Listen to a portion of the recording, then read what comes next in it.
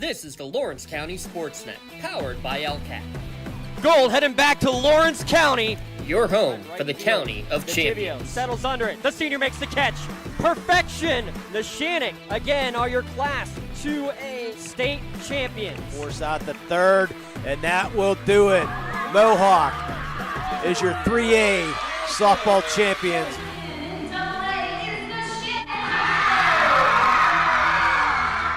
Buzzer's going to sound. Union repeats as the Class 1A WPIAL champions.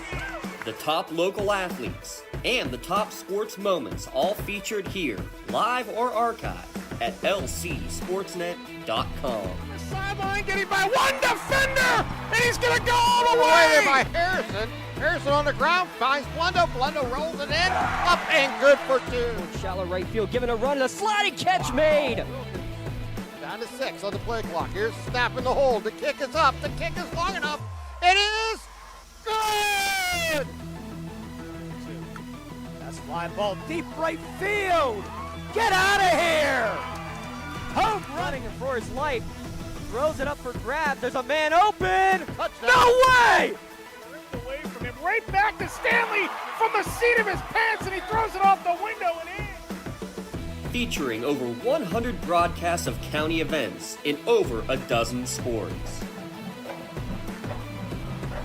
Your voice for Lawrence County sports. The gold ball headed home to Newcastle. This is the Lawrence County SportsNet.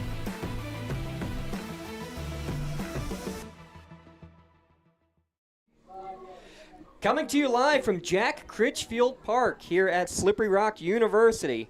Finally, we're getting some WPIAL baseball here on the Lawrence County SportsNet, powered by LCAP. As tonight, we are in the final series of the section season for 2025 here in Class 2A Section 2. A battle for second place, maybe first place on the line, as the Neshannock Lancers take on the New Brighton Lions. Both teams at 7-3 in Section 2 of Class 2A. Neshannock 13-4 overall. New Brighton at 9-6, each a game behind Shenango for the top spot in the section. Both teams have clinched playoff spots.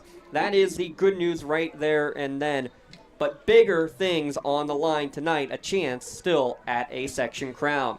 I'm James Dodson with Tyler Aaron alongside. Let's have some fun tonight, Tyler. We're going to finally get this game going after what has been, 4 or 5 different changes in the timeline and location today?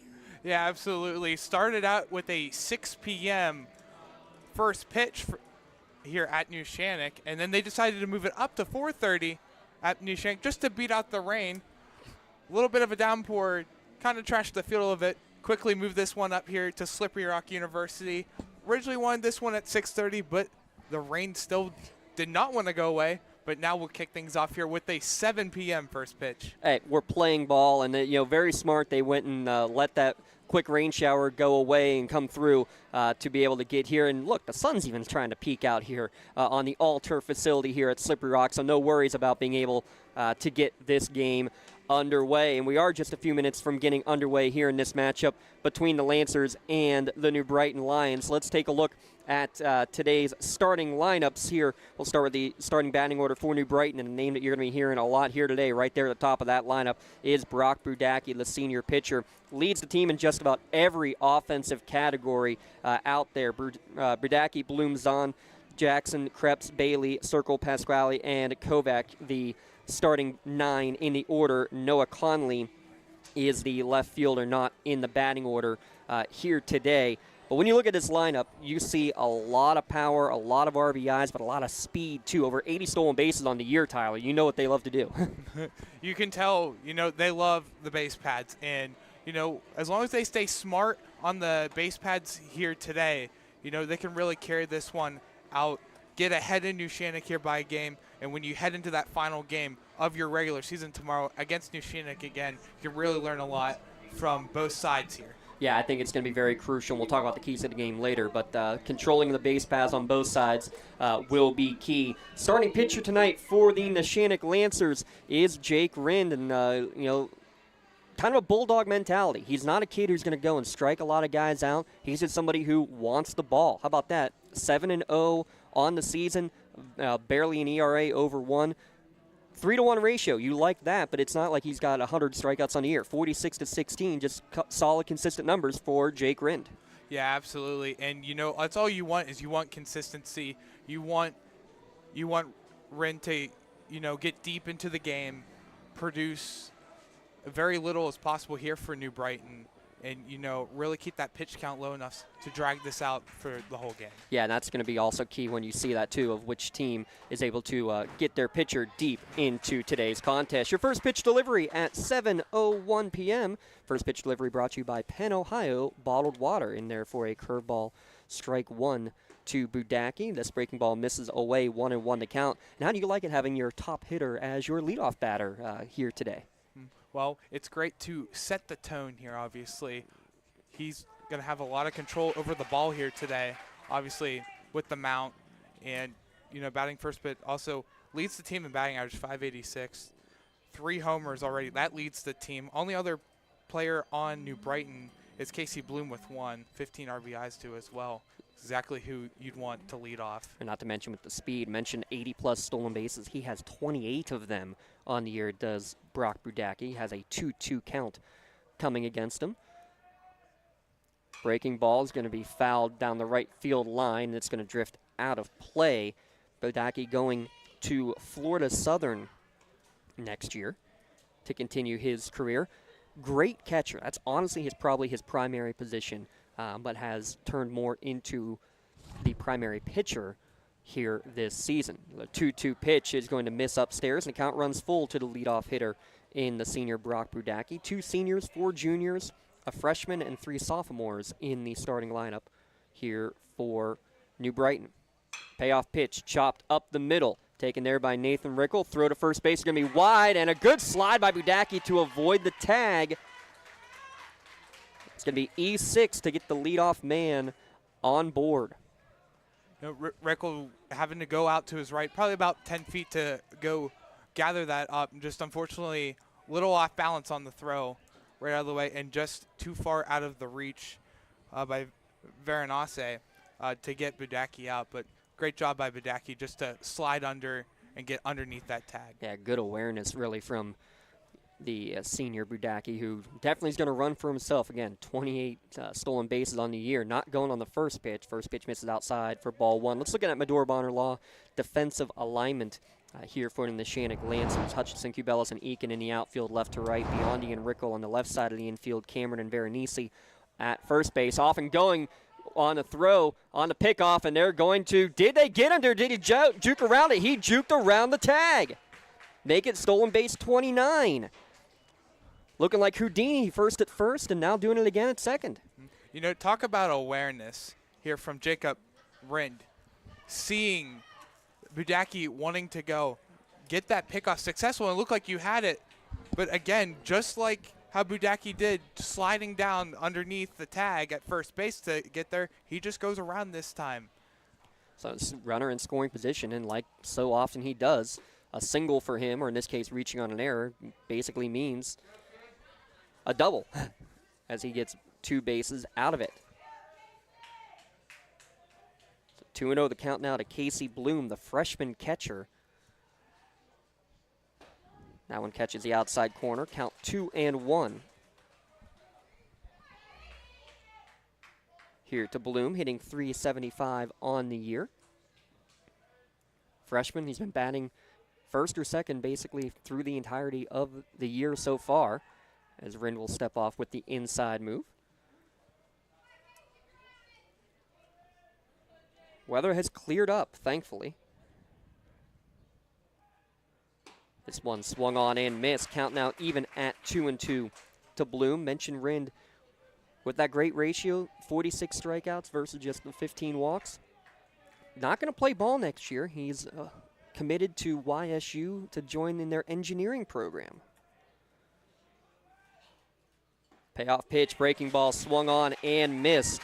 Big strikeout right there to get the first out of the game with a runner in scoring position. You'll love to see Rind relying on his breaking ball more than anything, especially on those 2 strike counts. We saw it to Budacki. We saw it there again to Bloom. Keeps on trusting that pitch, as, it'd be really cool if, I could throw it like a curve like that. but, he gets it to break very well. Runner goes on the first pitch, throw down to third. Is going to go into left field, and we're going to get Burdacki getting into home plate. Obstruction not necessary. He'll score anyway. So basically manufacturing a run without a hit. Reach on an error, 2 swiped bags, and scoring on the errant throw to the outfield. Again, not exactly what you want to start here for Neshannock. Already 2 errors in just the first batter already, with the throwing error by Rickle and then the throwing error there by Neshannock. Again, not how you want to start it, but we'll see how it goes on for here and how much that can impact this game. But there you see it right there, what he can do. The speedy Brock Burdacki able to get a run without a hit yet here in the ball game. 1-0 New Brighton here in the top of the first inning. 0-2 now the count to Jackson Zahn. Junior fouls this one off. Count will remain 0-2. Zahn, unfortunately, not pitching this year. I think he threw in 1 game early in the year, suffered a UCL injury. Is likely to be the ace this year, or at least a 1A, 1B complement with Burdacki, but fielding only now this year. He'll stay just at shortstop, which has actually kind of opened the door for what Brock Burdacki has done on the mound. Yeah, Zahn only in his 1 appearance, credited with the loss, and has a 15.75 ERA in that game. Yeah, probably maybe 1 1/3 innings is probably all he threw, and give a couple runs, that's what'll happen. He hangs back on that breaking ball and fouls it away. So how about this? Through 3 batters, already 3 pitches have been fouled off with 2 strikes. And that's a stat that means a lot more in high school baseball now, Tyler, with the 100 pitch count limit, being able to waste those kind of pitches. Yeah, also being aggressive, too, at the plate in those scenarios, too, as well, obviously, to rack up those pitch counts. But also, you're showing aggression. You're digging into the pitcher's toolbox a little bit here, making them think a little bit more of what am I going to throw. And basically, you're just challenging the hitter in that aspect. So 1-2 again. Fastball left side, going to be picked there on 2 hops by the third baseman Biondi. Throw across to Veronese in time for the second out of the inning.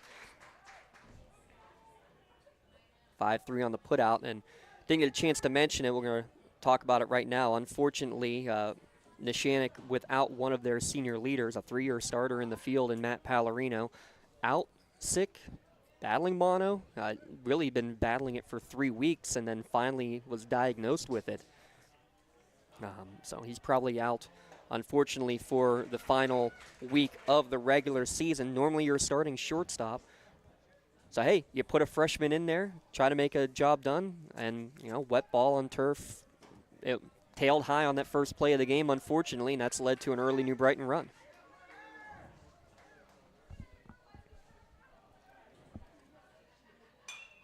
This one fouled, popped up right side, going back. Neshannock looking for it, and he's going to run out of room into the netting here at Critchfield Park.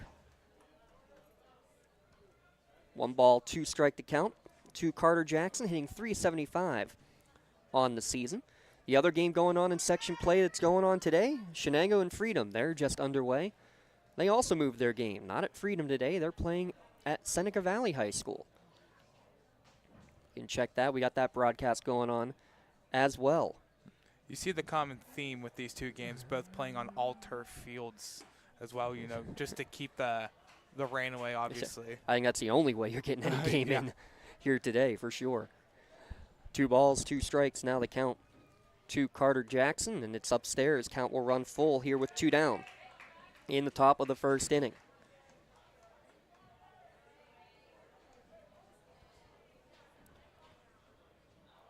Payoff pitch. Lifted towards right center field. Going back to the gap is Cubelis, and how nice is it to have Dom Cubelis back to track that one down deep in the power alley.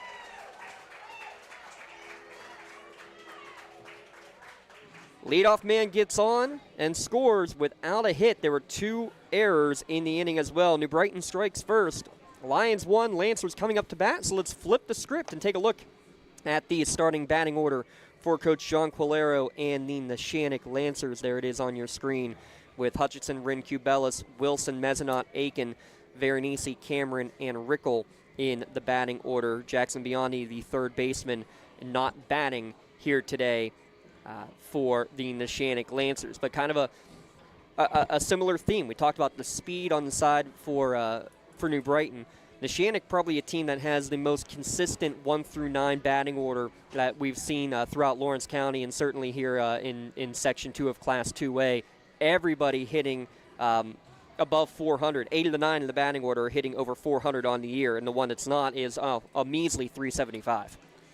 Yeah, that heart of the lineup that we're going to see here today in Wilson, Mezzanot, and Eakin, 465, 500, 375. And you look at the bottom three of the lineup, too. All three of them over 400, 407 for Veronese, 426 for Cameron, and 405 for Rickle, that freshman, given the chance out at shortstop. So when you see the consistency in the lineup, you know it's going to be a big challenge today for Budacki, who's on the hill again for New Brighton. Let's take a look at the numbers there for Brock Budacki. Also without a loss on the year, a 4-0 record, a 2.74 earned run average. Really one game that gave up a lot of runs, but still was able to, at least get the no decision in that game. 42 strikeouts to 21 walks, probably a ratio that most coaches would like to see a little bit higher, more strikeouts to walks. But the fact that he is, again, getting that number of strikeouts in just 23 innings,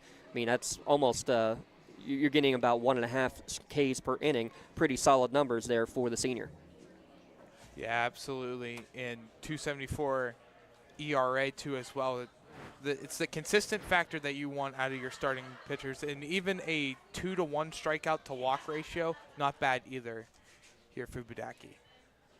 Not bad at all. And working solely from the stretch is Budacki. Cole Hutchinson takes strike one on the outside corner. Hitting .408 on the year is the junior Cole Hutchinson.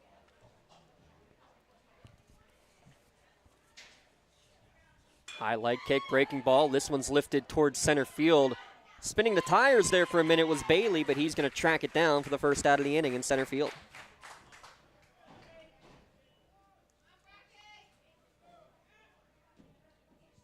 F8 on the putout. That brings up Jake Wren. Let's take a look at the defensive alignment here. Again, brought to you by Mador Bonner Law. Bailey with Conley and Kovac in the outfield. Jackson and Zahn on the left side of the infield. Krebs and Circle on the right side of the infield. Casey Bloom behind the dish for Budacki, who just broke one off nicely for a strike one to Jake Rind.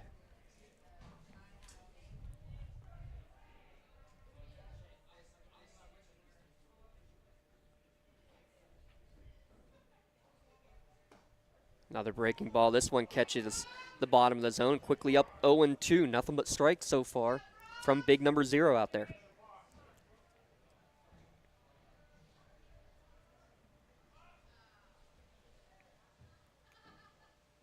.02 rides inside. Count now 1-2. Critchfield Park, 315 down the lines, 375 to the power alley, and 400. He'll take a poke to get it out of center field for sure. Well, the wind has calmed down. It's actually turned into a nice, calm, almost peaceful night. As this one, strike 3 on the outside corner. First strikeout of the game for Budacki, 2 up, 2 down. Here in the bottom of the first. We've seen the breaking ball a few times there. We've seen the fastball. So a nice selection of pitches brought by Budacki against Rind, who, again, batting second in the order, one of the top hitters on this Neshannock Lancers team. Now you're going to see Dom Cubelis, and what a nice story he's been. The Gannon commit, he missed the entire regular season.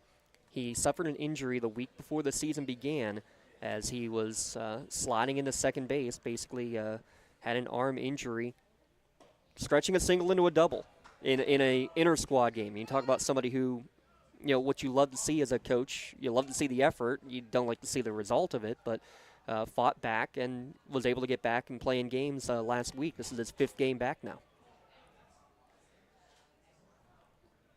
Lefty facing a 2-0 count, and that one's going to go inside and hits off of his foot.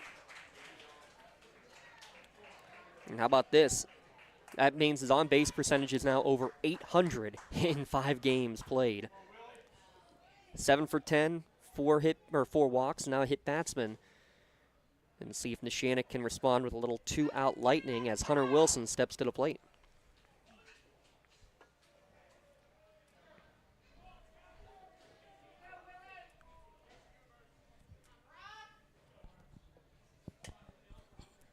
Hunter Wilson, 465 average.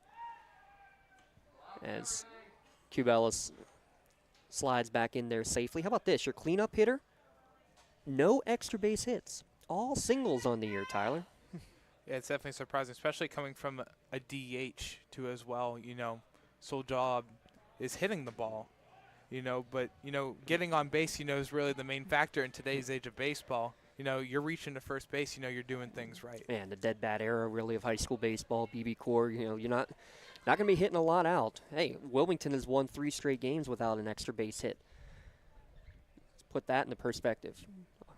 Put ball in play is all that matters as Wilson requests time, and it is granted by our home plate umpire. Our umpires today, Rick Gabriel behind the plate, Mr. Doug Brown working the base paths here today. 1-0, breaking ball, hit towards third base. Only play will be to first. Good play there by Carter Jackson to retire Wilson and end the inning. No runs, a hit batsman, and 1 runner left stranded. We've played 1 inning here from Jack Critchfield Park. New Brighton leading Neshannock 1-0. Back in a moment here on the Lawrence County SportsNet, powered by LCAP. Hey, Mom, do you need a ride to the store today? Oh, no thanks, hon. I got it covered. Mike's taking me. Okay, well, you have a doctor's appointment tomorrow, right? I can take you to that. No, I got it covered too. Mike's taking me. Mike? Yes, Mike's my Axe driver. Picks me up right at my door and even helps carry my groceries. It's so convenient to schedule and ride with Axe. Wish I would have called him sooner. Okay, Mom. Sounds like you got it covered. I have an apple pie ready to eat. How about you help me with that? When it comes to shopping for insurance, there are thousands of options out there. MVP Insurance proactively shops and compares your policies to find the best coverage and rate. Josh Madure and David Verratti want to provide you with the level of personalized service that you know that you are the MVP of their agency. They simplify insurance so you can live stress-free. Visit one of the locations in Xenia Opal or in New Springfield, Ohio. Call MVP for the win. Proud sponsor of the MVP of the game on the Lawrence County SportsNet. Let's take a look at some of our keys to the game, brought to you by Works in Progress Paint Services. New Brighton, hey, well, right off the bat, control the base paths, 2 stolen bases, and getting a run in the first inning without a hit. Neshannock, about that next man up mentality. You talked about the great ball players. You get one back in Don Cubelis, you're out of Matt Pallarino, another one of the 8 seniors on this roster. Who's going to step up? Who's going to make the big play today? That's going to be the key, I think, for Neshannock. You had a couple other things on your mind there, Tyler. Yeah, you got to look to get ahead early in this game. We've seen New Brighton already get ahead with the 1-0 lead, but for Neshannock, you have consistency in your lineup. Again, one player that's hitting just below a 400 batting average, so you have that consistency factor ahead to it, and then obviously a quality start here by Jacob Rind as well. Get deep into this game. Throw as little amount of pitches as possible so you don't hit that pitching limit. And really just rely on him. I mean, he has the lowest ERA on the team with 1.2. He's striking out every 3 batters for every 1 walk. So just rely on him. And a good one right there. 1-2-3. Good afternoon, good evening, and good night strikeout. Catching Krebs with the bat on the shoulder. That'll bring Jacob Bailey now to the plate. Second strikeout of the game for Jake Rind.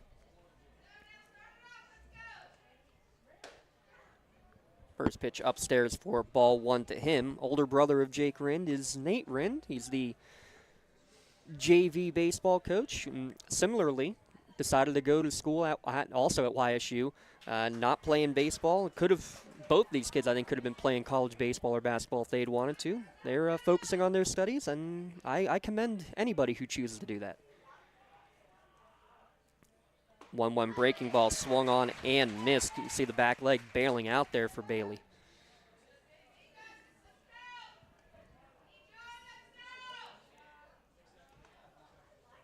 The This one fouled back out of play. And you hear that? That's the sound of it not hitting our cars because we went and parked where we were supposed to, guys. It's always a bonus to think my car is safe and away from the ballpark. This one, soft liner towards short, and it dicks under the glove of Nathan Rickle. That'll be 3 errors against the Lancers here in the first 2 innings. Second error committed by Nathan Rickle, the freshman. Get the jitters out of the way. Well, scoreboard operator ruled that a hit. I'm not sure on that one. This is one where the home team's gonna go one way, the away team's gonna go the other. I'm with the Neshannock game changer of an error on that one.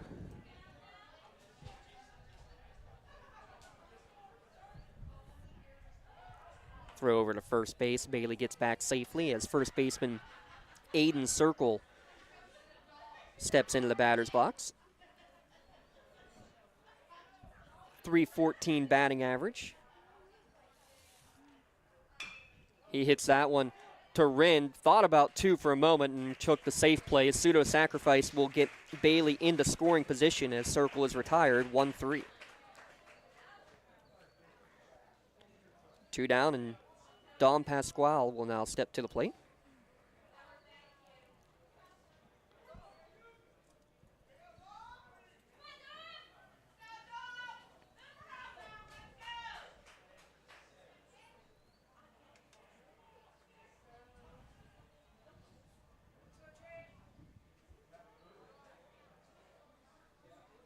We'll look to reset here with 2 down.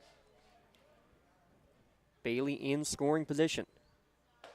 Breaking ball misses upstairs for ball 1. Shenango at 8-2. 1 game ahead of both of these teams at the top of the section standings here in Class 2A, Section 2. When you look at the other sections, there's big battles at the top in those as well, as Fort Cherry and Burgettstown are both 9-1 in Section 1. They still have their series against each other going on today and tomorrow. In Section 3, same story, Riverview and Olsh, both 9-1. And they play each other here in the season finale. The WPIAL claims they don't do that intentionally, Tyler, but it's kind of worked out that way, at least in Class 2A. It really has been, obviously, here in Section 2, battle of second place, and then in Section 1 and Section 3, it's battle of first. But, first place is still in play here in Section 2 with these 2 teams battling each other. And then Shenango, they still have only 3 games left on their schedule. They got Freedom Area later this week, at Newcastle on Friday, and then on Saturday at Poland Seminary to end their regular season. So their Freedom Series, that game going on again tonight at Seneca Valley. As this one misses upstairs. Big secondary lead. Throw down to second base. Sliding back in there safely is Bailey. Count now 2-2. We'll keep you updated on that game. Again, you can go and switch over. Well, don't switch over. We want you to watch us too. But get the secondary device out and tune into that Freedom Shenango game going on. The 2-2 from Rind hits him.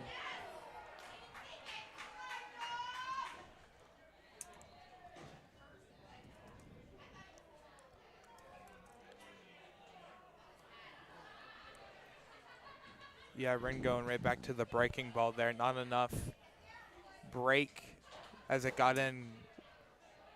Got Pasquale right there in the wrist for the free base. Yeah, it looked like one of those. You got the elbow pad on. Did he use that to his advantage maybe a little bit? I don't think it would have been a strike, but nonetheless, get on base any way that you can as Gage Govach takes strike 1 on the outside corner.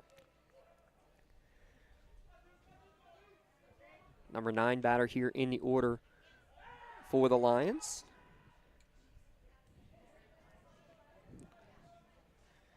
But here's the thing. You look at that Shenango Freedom Series too, Tyler, because, Freedom sweeps Shenango. Freedom could be then section champions, depending on what happens here in this one.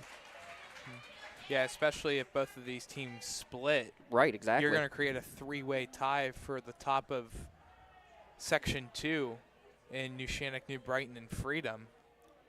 I'd say Freedom would only have 3 losses. They would jump ahead of Shenango and New Brighton and Neshannock. That's right. That's assuming that they take their final game against Aliquippa. We'll assume that, unfortunately. For the Quips, I actually had the honor to call the baseball game where they ended their 110-game losing streak about 10 years ago. As that one's fouled back to the screen. The thrilling game of Aliquippa against Summit Academy. That actually was a pretty good game. I think it was like a 5-3 final. It was a pretty good game. The only issue, you see that 400-foot fence there, center field? Yep. You see the soccer goal right behind it? You see the further soccer goal behind it? Yep. That's about where second base was from when we had to broadcast that game. Wow. Yes. This one's fisted back foul. Slow reflexes there from our producer, Rob Nattel. He's got faith. I got you. I got you. We're thankful for the netting on that one. That looked like it was coming right back to us. A beautiful facility they have here. And can barely even tell there was a net until it very kindly stopped the ball for us. Count remains 1-2. Breaking ball misses upstairs. Count now even at 2-2 to Kovac, hitting .256 on the season. But that pitch count already becoming an issue. That was pitch number 44 on the day for Rind.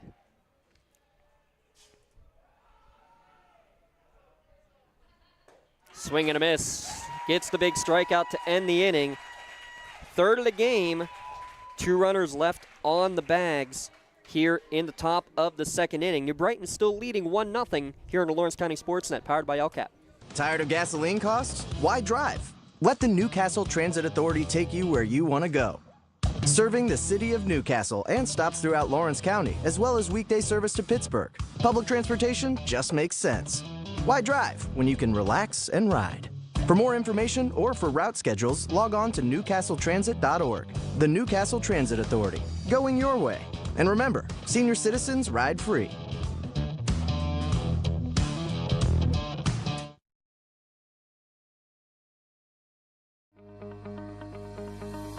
No two companies create the same way.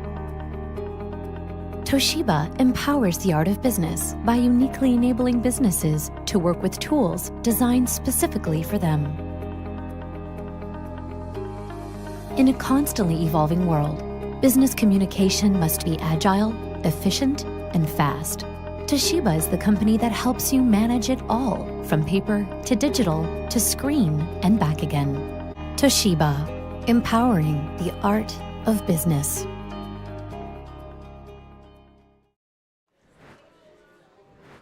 One run on the board for New Brighton in the top of the first inning. The big number to really look at, though, already, Tyler, it's that pitch count. 12 pitches thrown from Brock Brudacki in the first inning. How about 22 and 23 in the first 2 innings, though, thrown by Jake Rind? You know, at that pace, you're going to be throwing 4 innings, and you're going to be getting into that bullpen pretty quickly. Yeah, and, you know, that's only the halfway point of the game at that point. Right. Obviously, with it. So it could hurt Neshannock later on, but you know, Neshannock has a bunch of great arms there in the bullpen as well. But at least for now, you know, you just got to work about executing your pitches more, make more plays, I guess, out in the field. You know, get out of the innings quicker, keep that pitch count as low as possible. Maybe you can stretch that out to, you know, 5, maybe even into the 6th inning as well. Just get back on track is all you can ask for if you're Jake Rind, but right now we're going to look to see if they can get some help at the plate. Mezzanot, Eakin, and Veronese, the 3 due up here for the Lancers in the bottom of the second inning. And as Brudacki winds, fires back up the middle, off the glove of Brudacki, and that's going to get Mezzanot on base. Tough play there. Another one that you'll have to debate, but I mean, I think, I don't know if you can call that a routine play. I think that's probably going to go as an infield hit. You agree there? Yeah, I definitely agree with you on that one. Brudacki kind of had to, like, jump a little bit to get up there. It hit the top of his glove. I mean, he probably got 60% of that. And then, you it was a great attempt by Krebs there at second, trying to barehand and get that as quick as possible. Because Neshannock, he's coming in full speed on to first base, just unable to handle it. And, for Neshannock, it's exactly what you want to start off your inning. A runner on base, nobody out. You are in the heart of your lineup now with Eakin coming up. So it's definitely going to be huge for Neshannock here and look to create some danger and some trouble to not only Budaku, but the entirety of New Brighton. And you have an Axe courtesy runner now at first base. That is Kevin Gerlach running at first. First pitch misses inside for ball 1 as the Axe courtesy runner for the catcher. Taking the courtesy. Axe is here to get you there. Lawrence County's courtesy door-to-door transportation service. It's open to the public. We said infield hit. I'm still going with infield hit, although the Neshannock game changer ruled in an error. Guess we're nicer than the Neshannock coaching staff. Normally you see batting averages in the 700-800s because, a routine ground ball. Oh, no, that was definitely a hit. That's one I think they might have been getting too tough. Mm-hmm. I could see it go either way. Oh, yeah. At that point. Yeah, that's one that I would have assumed that Neshannock would give it as a hit and New Brighton would give it as an error. And, call me wrong twice because New Brighton called the one last inning also an error. So 3-0 the count here to the speedy Anthony Aiken. Hitting .375 on the season is Aiken. That one in there for strike one. 3-1 the count. We mentioned the station-to-station mentality for Neshannock. You noticed it. Only one home run on the year for the Neshannock Lancers, and it came from? Kevin Gerlach. Sitting on first base. Guess what? It was inside the park. Mm-hmm. He's off and running here on a hit and run. This one flared towards right field, and that's going to fall in for a single. Gerlach now rounding second. Stumbled. He's stuck in between. He went to go back. And now he's going to get stuck in a rundown as Gerlach's going to hustle back, and he's going to be tagged out. Everything that could have gone wrong for the Lancers on that one did. Great relay in. It's a hit for Aiken, but the courtesy runner Gerlach out as he slipped and fell trying to return to second base. Yeah, Aiken, as soon as that ball got hit, there was a couple pauses there as Gerlach was getting to second. Obviously, it looked like maybe the right fielder Kovacs was going to catch it at that point. But he went around second, and when he got halfway between third, I think the reason why he was going to third is Aiken came around first with speed, and he stopped about a quarter of the way going to second and had to retreat back to first. Because he came in on a hop, so a little bit of a some confusion, I guess. Yeah, not sure if he got the hold sign from Coach Quilera because he did everything correctly. It was a hit and run, ball in the air. He stopped, he froze. Once he saw it was down, he went to try to go to third, and I think at that point, I don't know if he got the hold sign or didn't trust himself, but at that point he did, like you said, slammed on the brakes, but ended up slipping and falling as a result, as Anthony Aiken will get a runner back in scoring position there with his 7th stolen base of the year. 1-1 now the count to Joey Veronese. Part of the football team, both of these two. Aiken, the running back, standing at second base. Veronese, part of that stellar offensive line for the Lancers, as that one barely misses Veronese inside. 2-1 the count.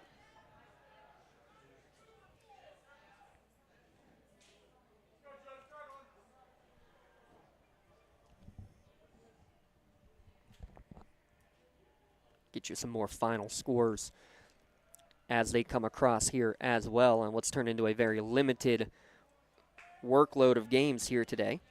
That one's down at the knees for strike two. 2-2 the count. The bad news, first of all, Newcastle softball, they put up a battle against a top-notch pitcher of Shaler who's going to Indiana University, but fell victim 3-1. Another close loss. That means the Canes are out of the playoffs. Incredible for a team that's averaging almost 12 runs a game. The 2-2. Chopped by Veronese up the middle. Coming forward is Zahn. Takes it at the edge of the fake grass and makes a strong throw to get the second out of the inning.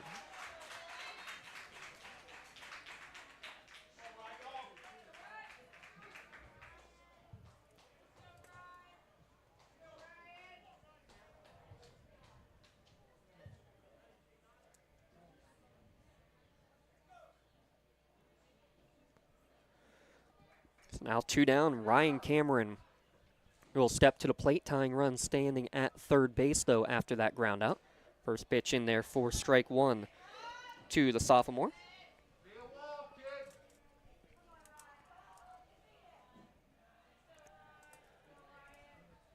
Ryan Cameron, one of the top guys off the bench for Coach Corey's Hoops squad this year as well for the Lancers. That one's down in the Pebbles. Count even at 1-1.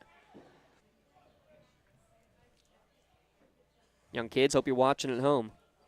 What are the middle infielders doing after every pitch? Going and backing up that throwback each and every time. 1-1, swung on and missed. Beautiful breaking ball there, and tip of the cap to the catcher there from Budacki as Bloom making a nice block behind the plate.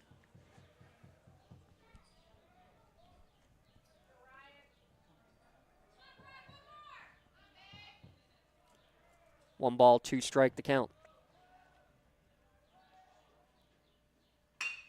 Ground ball right back through the box, and that's going to make its way into center field for a game-tying single. Your Toshiba RBI by Ryan Cameron, knotting it back up. That's exactly what you want to see coming back from a few of those errors back in the first inning. You know, I mentioned earlier looking to get ahead early. It's only the second inning, so looking already ahead, and you know you've created damage now. Obviously, with that leadoff single or error now, I guess by Mezzanot. You know, just looking to just keep on making damage. Now this one by Nathan Rickel, driven to deep center field, back and over the head of Bailey. Watch out! You said 1 home run on the year. This could be number 2. Rickel's not holding up. Here comes the throw. Inside the park, home run for the Gator.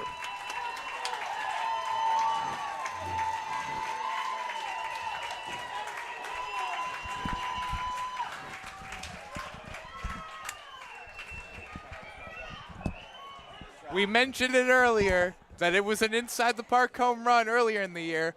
There's another one.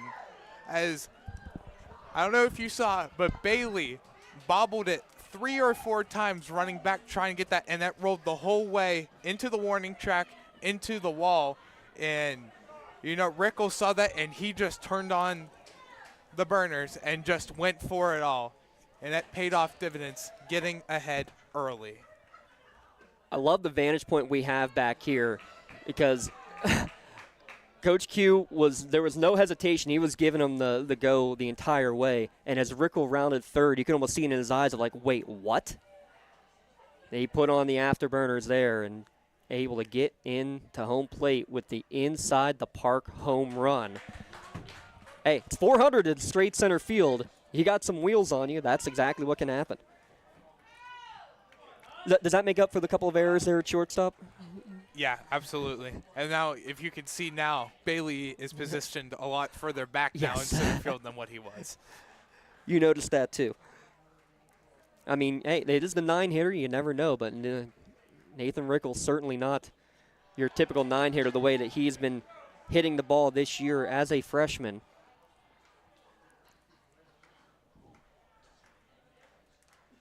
Seen him at third base, second base. Actually, he has a walk-off hit earlier this year.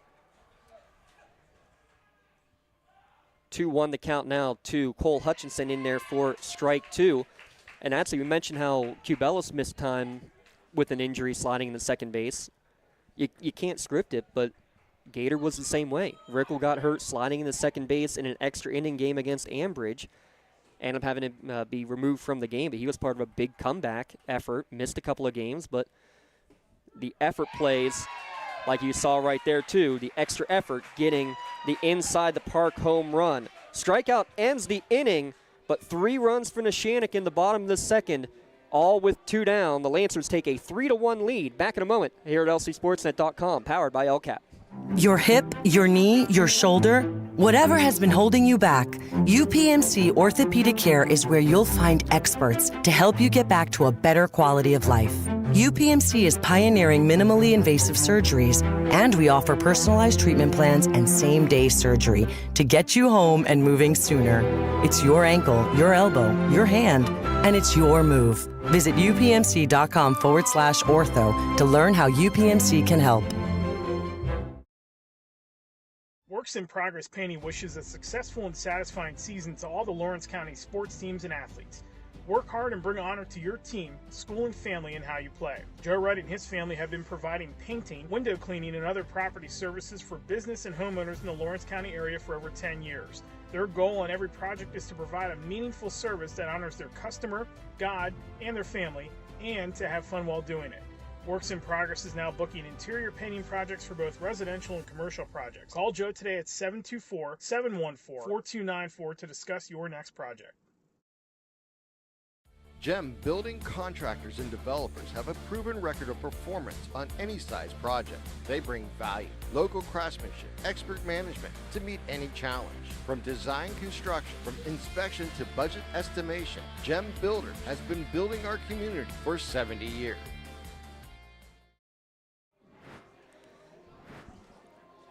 Through 2 innings of play, Neshannock 3 runs on 4 hits. They've committed 3 errors, left 1 on base.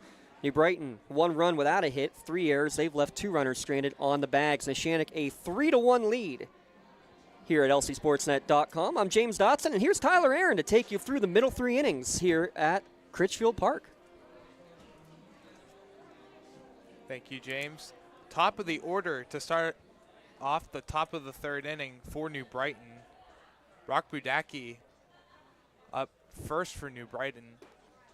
His first pitch is in there for a strike.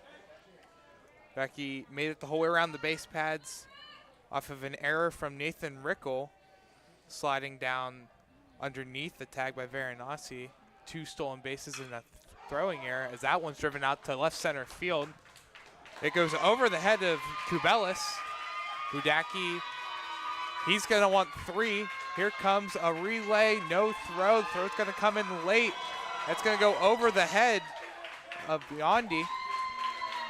It's going to be a leadoff triple for Brock Budacki to get things going for New Brighton. Yeah, his second triple of the season, and yeah, no doubt about that one. There's no question he was going to be making his way at least to third base. Again, when that's out of most high school ballparks. But playing here at Slippery Rock, good job of Neshannock to get it in, but no way that you're going to keep, especially someone as fast as Budacki, now with 30 stolen bases on the year, from not getting all the way to third base. First hit of the game, though, for the Lions.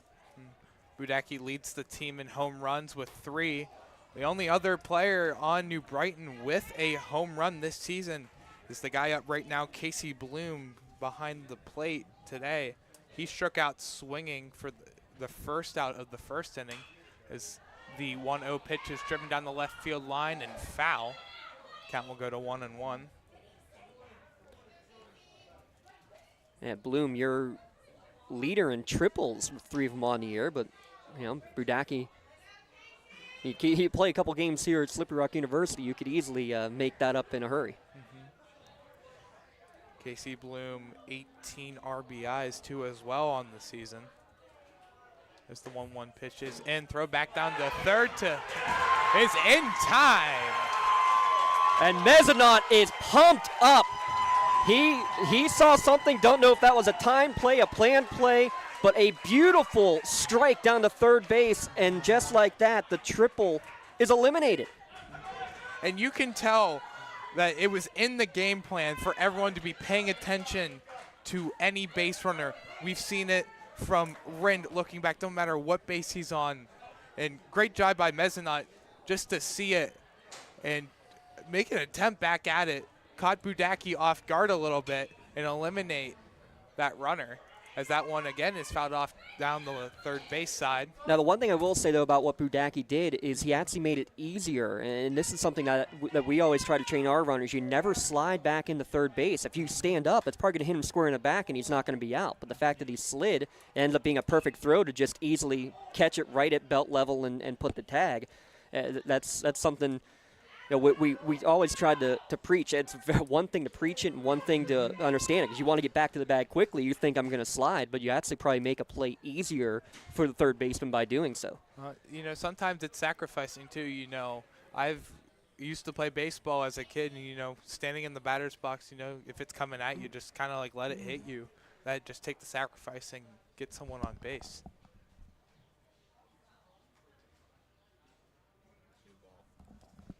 I think they're saying that ball may have hit off of the gates or something over there, just making sure it isn't scuffed.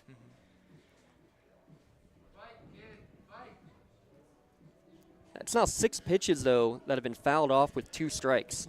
We kind of talked about it earlier, Tyler, but it's so important of, increasing a pitch count. I mean, you see it on your screen now, over 50 for Rind, but also, getting more into the pitcher's arsenal. Seeing more pitches in your at-bat and anybody's at-bat for your entire team is huge. And we've seen the breaking ball more than anything. Not on that pitch, though, as that is upstairs and away for ball 3. Count goes to full. 1 out, nobody on the base pads. 3-1 is our score as that pitch is in there for strike 3. The third strikeout on the day for Jacob Rind. Quick score update in the other game. Shenango and Freedom scoreless after 3 innings of play. Jackson Zahn back up now for New Brighton.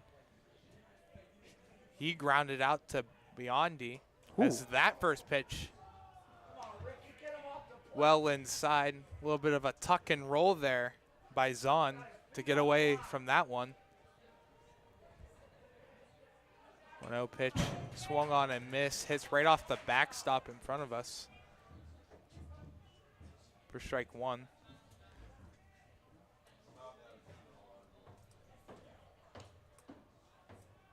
Zahn hitting .490 on the year, second highest average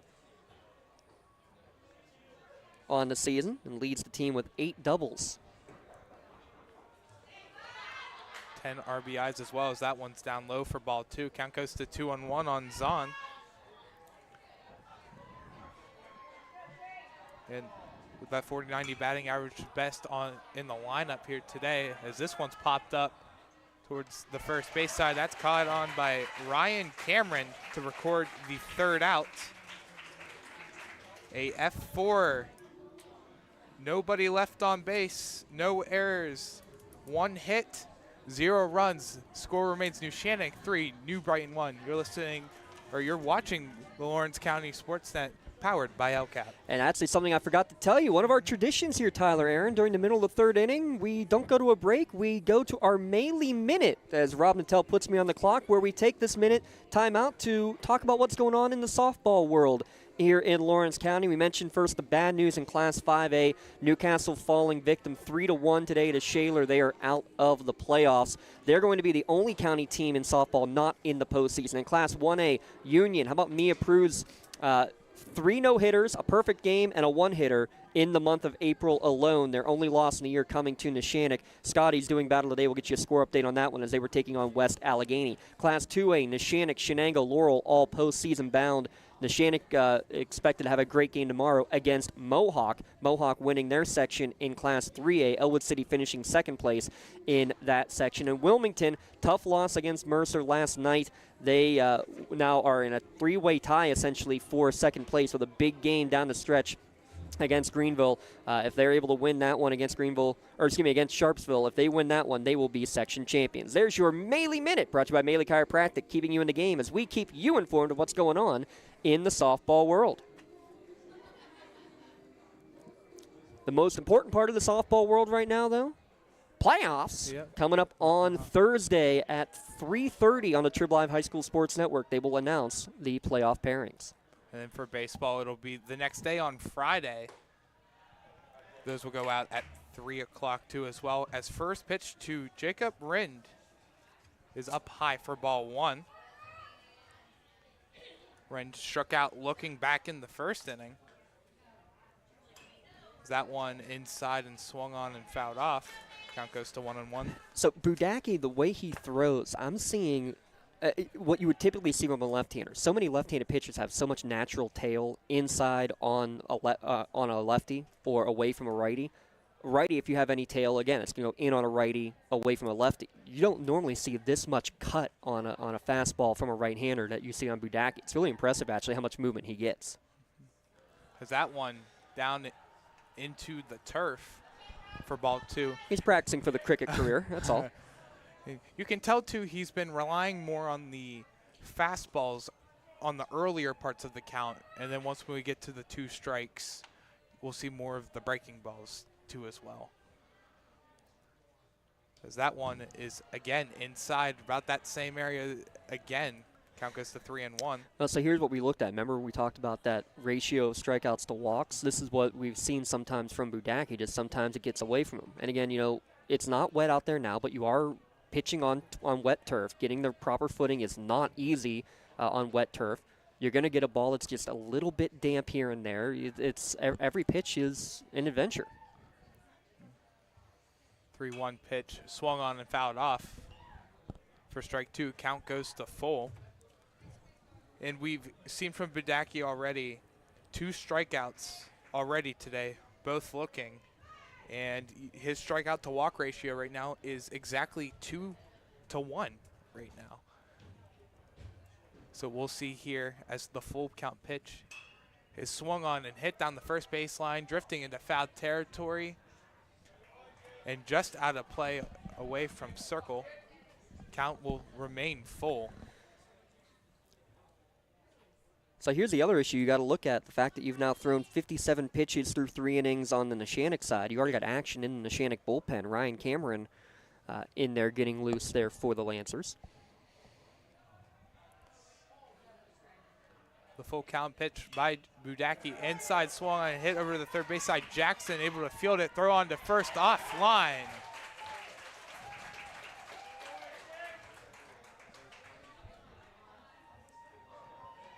Yeah, they're generous scoreboard here. They're ruling that a hit.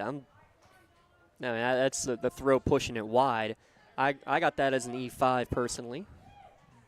Again, we'll confer with the game changer.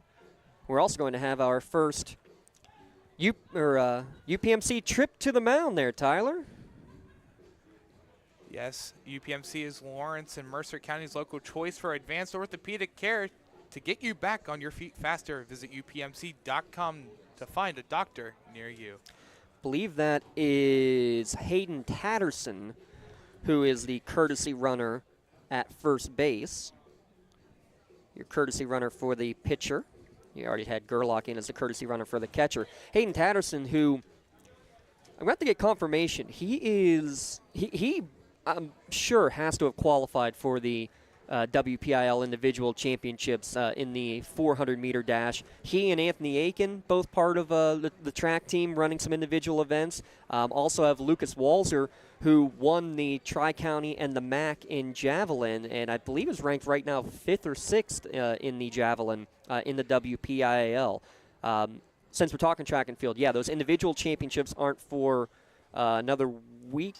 Yeah, I think it's on the 14th next week, but the team championships, best of luck to Laurel girls, Mohawk boys, and Shenango boys, all competing at Peters Township tomorrow for the WPIAL Team Track and Field Championships. Pickoff attempt by Budacki there as Ryan's able to get back there safe. Now, and they gave Rinda an infield hit. Okay. maybe I'm too harsh. That one's in the turf.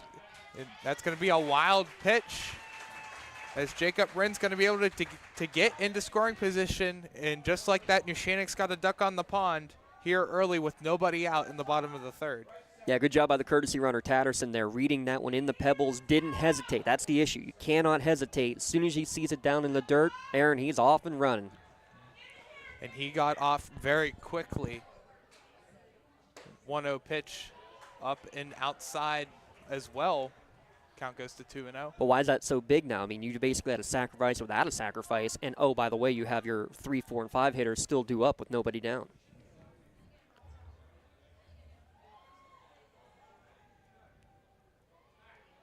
Budacki kicks and fires down. Again, low for ball 3. Count goes to 3-0. Well, we talked about how efficient he was with a 12-pitch first inning.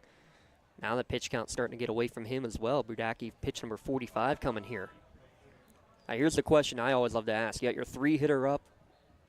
You putting the takes on? You putting the handcuffs on him, Tyler? I don't know.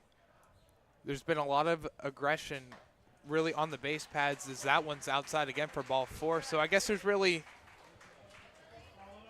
no cuffs needed there for Kubelis as he will reach on a walk. Yeah, no real no real need to even think about it on that one. But, you know, that's also, you know, not a bad play from a pitching standpoint for Budacki, though, either, because of the fact that you have the open base. Yeah, you don't want to put too many guys on, but with the open base, you can be protected a little bit and try to see if you can get him to chase. Just a good job for Kubelis not to. Now here comes Hunter Wilson, the Lakeland Community College commit. He's 0 for 1 today. A ground out to third base back in the first inning to end the first inning, as that was well inside, but showing bunt. That thing was going to head to the academic buildings behind us the way that was angled. Well, gee, I mean, I'll tell you what, that's one that Wilson was not trying to bunt in the end. He was trying to protect his face from getting smashed, because basically what Budacki did there is what you train pitchers to do if it was a suicide squeeze bunt. You throw it at the batter's head to make him make a decision. And Hunter would have done basically what nearly anybody would have done, just kind of froze and saved himself. Showing bunt again. This one's going to be there. Throw on to first. That's bobbled away. That gets away from Jackson. They'll hold up Rind at third, and we got bases loaded here with nobody out. I mean, first off, an incredible job by Budacki, how quickly he got off of the mound to get that ball. I didn't even think there'd be a chance to make a play at third base, but he makes the attempt. I think you call it a sacrifice fielder's choice. I don't think you can rule that as an error, but I'm shocked he even made that attempt. That was an incredible play. And, you know, the way he got off the mound, too, his body was already at third base, so making the throw to third was most logical, just a little offline with Jackson, as that first pitch to Mezzanot is hit on in a double play, a 4-6-3 double play, but a run will come across the score to give Neshannock a 4-1 lead. Well, you had the infield kind of half in, but Krebs making the decision to go for the double play to get the 2 outs. The run does score, though, as Tatterson scores on the double play, and that gives you my second dumbest rule in baseball talk. That's not an RBI. You can't get an RBI on a double play. Why? He batted the ball, a run scored. Why is that not a run batted in? It officially does not go as a run batted in. I posed the same question as well. 0-1 is the count here to Anthony Eakin, as that one gets away. Here comes Kubelis in, sliding in to score and extend this Neshannock lead to 4. It's now 5-1.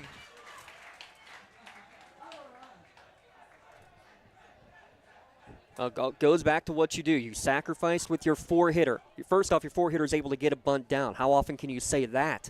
Especially if you go and watch your Major League Baseball. You'll never see a 4-hitter even attempt a bunt in his life. You get it, you get on base, you're able to manufacture a couple of runs as a result, including there on a wild pitch. 1-1 pitch to Eakin is up high for ball 2.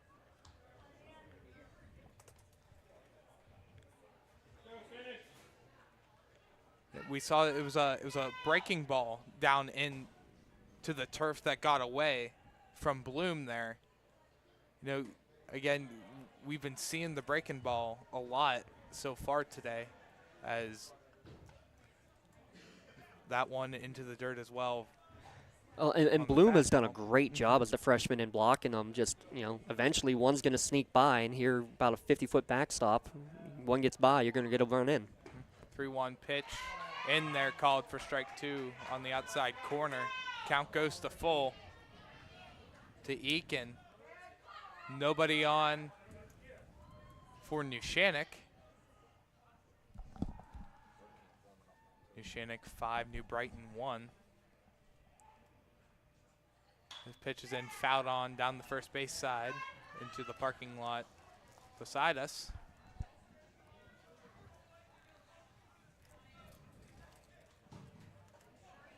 More action in the Neshannock bullpen.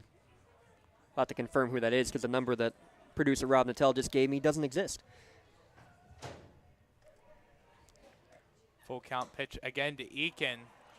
Outside for ball 4. And another runner aboard for Neshannock. It's going to bring up Joseph.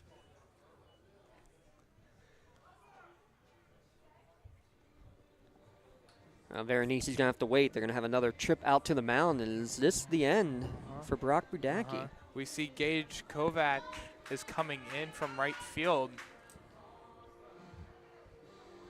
Maybe he might be coming in to pitch. So here's what we got. We got a red zone call to the bullpen. So here's what we'll do, Tyler. Let's step aside for a moment. We'll get the changes here when we return. 5-1, Neshannock leading in the bottom of the third at lcsportsnet.com. For 20 years, Melee Chiropractic has treated athletes of all ages to help them get safely back to the top of their game. Melee Chiropractic has 3 full-time doctors in their office, and all 3 are former area athletes who have had to battle injuries throughout their careers. They want to help you get safely back on your feet. But more importantly, help stop the injuries before they happen. Prehab before you rehab. Attention all high school student athletes. During your sports season, a $30 visit to the Melee Chiropractic office includes an adjustment and/or all therapy is necessary. From the athletes of tomorrow to the weekend warriors and everything in between.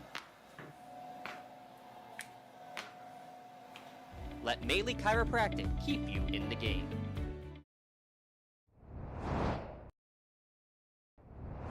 When the high school season heats up, make sure you have the best gear to support your school. Head to the Red Zone on Wilmington Road in Neshannock for all your county sporting apparel needs. From sporting goods to custom apparel to embroidery and more, the Red Zone has it all. Quality gear for all 8 schools in the County of Champions. Stop by and enter the Red Zone or visit them online at theredzonesports.com. Score big at the Red Zone.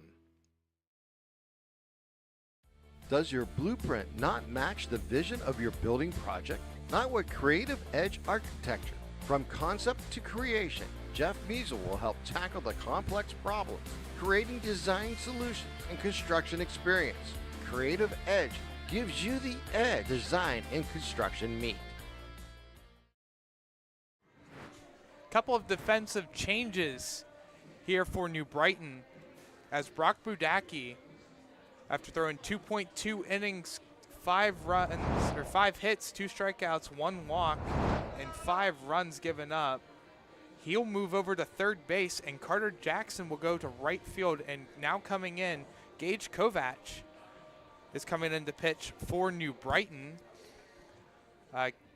Kovac with a 2.4 ERA so far on the season. He's made 4 appearances so far this season.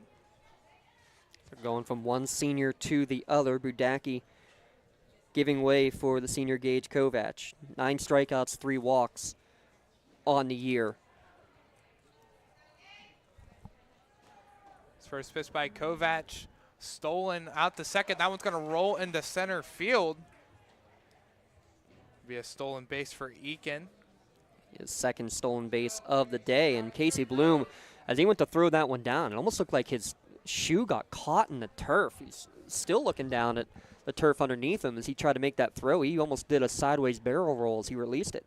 And I think it caught Krepson-Zahn a little off guard and wasn't expecting it too early, as when that throw down happened, there was nobody really there to catch it, as the 0-1 pitch is outside and away for ball 1. And part of that is on them not knowing, but part of it is on the first baseman, and the dugout should all be yelling when the runner's going in that kind of situation. That pitch fouled off and it hits the umpire.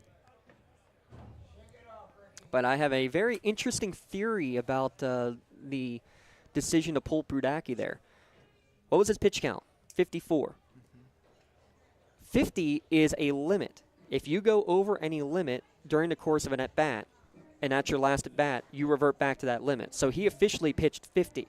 Why is that big? That means he's allowed to pitch in 2 days. If tomorrow's game doesn't happen and gets pushed to Wednesday, he could pitch. Not sure if that was part of the discussion, but I'm sure Coach Bob's on. He knows what he's doing out there, and I'm sure that has to be at least something that was a consideration. That pitch upstairs for ball 2. Count goes to 2-2. Runner in scoring position on second. That's Anthony Eakin. As that one is inside again for ball 3. Count goes to full. And part of the reason why I thought that was after Neshannock got that wild pitch, I went and looked at where Jake Rinn's number is. He's at 57, but he had begun the previous batter with 53. So he definitely needs at least 2 days rest at this point. Because I thought the exact same thing. Could Neshannock even consider maybe making that move? So that's the 3rd walk of the inning. First one given up by Kovac in relief. To bring up Ryan Cameron, the second baseman. He came the whole way around to score the Neshannock's second run of the game last inning off of Nathan Rickles' inside the park home run to center field. His first pitch is inside for ball 1 on the breaking ball. Cameron had a huge game against Shenango, went 3 for 3, 3 RBI in that 11-0 win on the road. But just to tell you how fickle everything really is in this section, we didn't really get a chance to talk about it. Shenango swept Laurel last week. That is the first and only sweep in the entire section amongst the top 5 teams. You take out Northgate and Aliquippa. Every single matchup has been a split. Cameron's hit out to left field, in there, bobbled out and left by Conley. 1 run's gonna come around to score. It's gonna be a double for Cameron and an RBI. Yeah, I think you got to rule that a single and an error getting into second base, but still definitely an RBI advancing to second base on the bobble out in left field by Noah Conley. But there it is, more 2-out Lightning. That's your second 2-out RBI single for Ryan Cameron here today, as he just keeps on adding to his RBI total. A little bit of a bobble out there in left field by Conley. Transition from the glove to the hand. His first pitch by Rickle, grounded out to second base. Krebs is there, throw on to first is in time. Man, bang, bang play, but just got him by a half step to get the speedy Rickle coming out of the left-handed batter's box. So 3 runs have come across for Neshannock in this inning. 3 in the second, 3 in the third. And when we come back for the top of the 4th inning, Neshannock has a 6-1 lead. You're watching the Lawrence County SportsNet, powered by LCAP. Does your blueprint not match the vision of your building project? Not with Creative Edge Architecture. From concept to creation, Jeff Measle will help tackle the complex problems, creating design solutions and construction experience. Creative Edge gives you the edge design and construction meet. Right now, someone very special needs your help. This is Jack Lynn, CEO of City Rescue Mission. No one is beyond God's love and care. One person's life can affect another. Though you may never meet this person, you can make a difference in his or her life. Hurting men and women in our community desperately need food, shelter, and physical and spiritual care. Some are struggling with abuse and addiction. They feel alone, unloved, and forgotten. Individual, caring people provide their hope. You can help change the lives of men, women, and children. Visit cityrescuemission.org and help us today. Don't get left out to dry. Call the Penn Ohio Bottled Water Company for the fastest and most efficient bottled water delivery service in the area. Penn Ohio offers bottled water ranging from 16.9-ounce bottles to 5-gallon jugs, perfect for your next event or office water cooler system.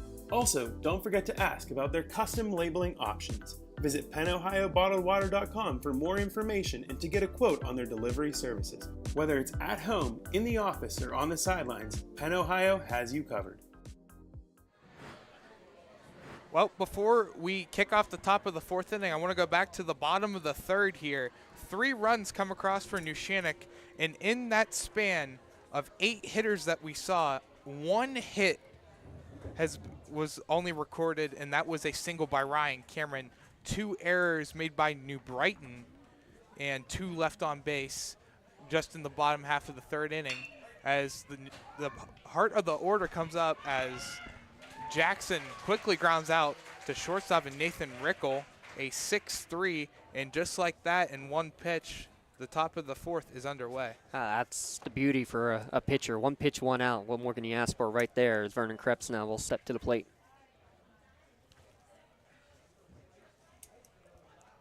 And heart of the order up for New Brighton. It was Jackson, Krebs, and Bailey due up for New Brighton this inning. As first pitch to Krebs is up high for ball 1. Krebs comes in today with a .257 batting average, 10 RBIs for him so far this season. That pitch was low for ball 2. Count goes to 2-0. That one swung on and missed for strike 1. Count goes to 2-1. Rind now up to 61 pitches. This one fouled away for strike 2. Well, some out-of-town scores coming your way from the Newcastle Transit Authority. You're going your way out-of-town scoreboard. Softball, how about Union West Allegheny? Nice non-section game there. They made it through 4 innings, and apparently that's it. Tied at 2, and it looks like weather may have gotten the best of them there. Foul tipped, caught by Mezzanot to record the 2nd out. A swinging strikeout for Rind. That is his 5th today. The other softball game we mentioned, Shaler beating Newcastle. And the baseball side of things, Pine Richland over Newcastle 3-0. Montour over Elwood City 11-1. And Mohawk over Ambridge 8-1. Big game right now, though, is the game down at Seneca Valley as Shenango and Freedom scoreless in the 5th inning. This 1-0 pitch fouled up and out of play. Count goes to 1-1 on Bailey. He reached first on a throwing error by Nathan Rickle, then made it to second on a hit by pitch later in the inning by Dominic Pascali. That one nearly hit Jacob Bailey. Count goes on now to 2-1. Fastball in there and fouled off to the backstop. Jake Rinn reminds me so much of Richie Saragnes for Neshannock from about 10 years ago. Not an overpowering pitcher, but somebody who hits his locations and mixes the speeds and locations so well that a 78-mile-an-hour fastball feels like it's going 85, 86. Swung on and missed.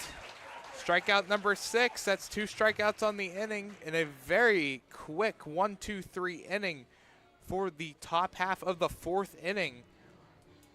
No runs, no hits, no errors, nobody left on base for New Brighton.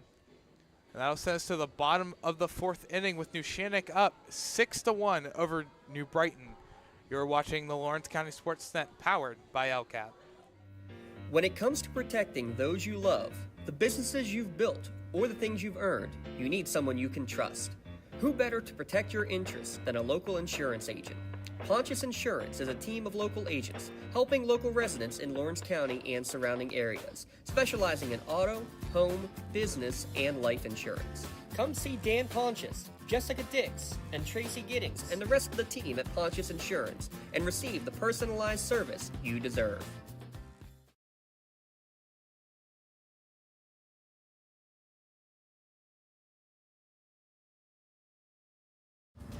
Lawrence County SportsNet is proud to honor Union's Mia Prudes as the April Red Zone Female Athlete of the Month, after throwing a perfect game and 3 no-hitters in April, averaging 13 strikeouts per game.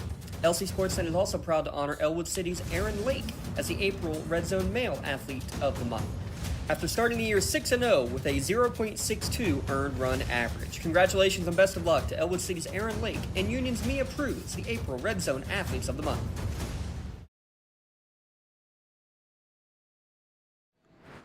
Bottom of the 4th inning here between the Neshannock Lancers and the New Brighton Lions. Both teams sitting tied for 2nd place in Section 2 of 2A. Shenango up there ahead of them at an 8-2 conference record in first. So a lot on the line over these next 2 days for the top 4 teams, as Freedom is in 4th place, just a game behind New Brighton and Neshannock.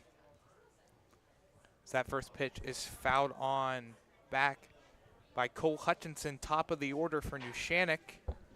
Cole Hutchinson 0 for 2 today, as that pitch is fouled off for strike 2. Count goes to 0-2. Cole Hutchinson, also a very good cross-country runner for the Neshannock Lancers. What I love best about your leadoff hitter here, hitting .408, but leads the team also with 12 walks drawn. That's somebody who sees the ball, sees the plate well, knows the strike zone well. This one's hit right through the hole up the middle, and it's going to be a leadoff single for Hutchinson. And Cole also with a little bit of speed on him with 8 stolen bases on the year. Wouldn't be surprised if we might see him off in motion. Already a couple of stolen bags on the day here for Neshannock.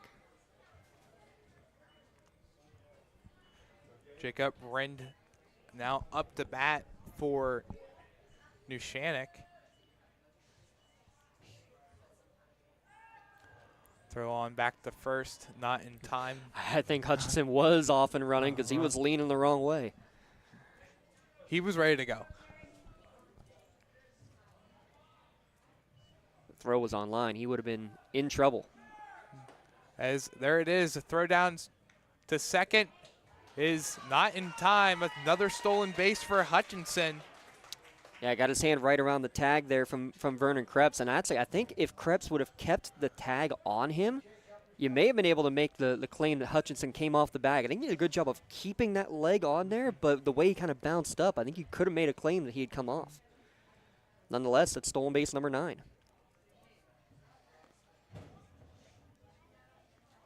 One 0 pitch, flied on out by Rend out to center.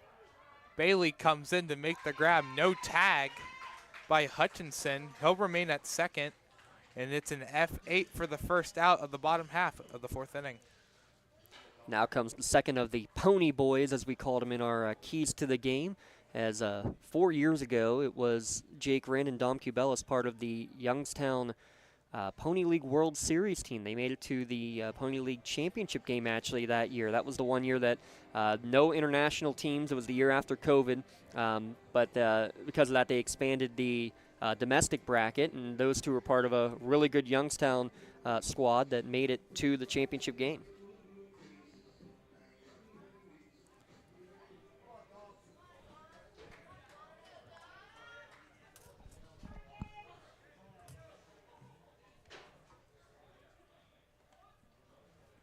First pitch to Cubelis is fouled on back for strike 1, 0-1. Cubelis 0 for 1, or I guess 0 for 0 technically, as hit by a pitch in the first inning, and then in the 3rd inning was walked. He came the whole way around to score for Neshannock's 5th run of the game back in the 3rd.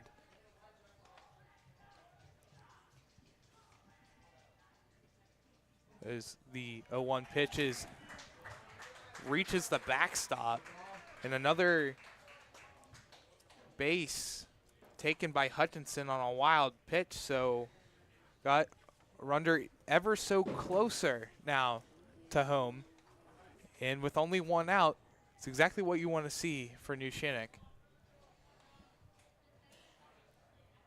Yeah, now because anything in the outfield green will be deep enough to get him home and get another insurance run across the plate. 1-1 pitch outside away from Cubelis. Count goes to 2-1. Cubelis came in today with a .700 batting average, 10 RBIs on the season. This 2-1 pitch is down low into the turf for ball 3. Count goes to 3-1.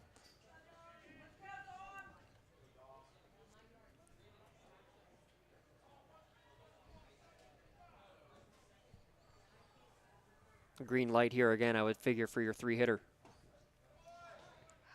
That pitch is in there for a strike. Count goes now to full. But I mean, people are going to say, well, if you want green light, why aren't you swinging at that? Well, guess what? That was a pitch that was a breaking ball. You're sitting dead right on a fastball in a play like that.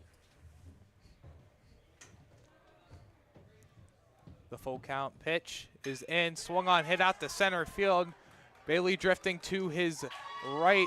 That's caught. Here comes the throw to the plate. Well offline. Hutchinson comes in to score. It extends Neshannock's lead now to 6. It's now 7-1 Neshannock. Yeah, no chance of getting Hutchinson, as Cubelis, good job of doing the job. Just put one up in play, get one out in the main part of the outfield, find yourself another insurance run on the board. That's Cubelis' 11th RBI in just 5 games played this year. Very impressive to see what he's done so far for this Lancers squad and just the little amount of games that he's played so far this season. As that first pitch in on Hunter Wilson was low for ball 1. How about this? He still doesn't even have an official at bat tonight, does Dom Cubelis.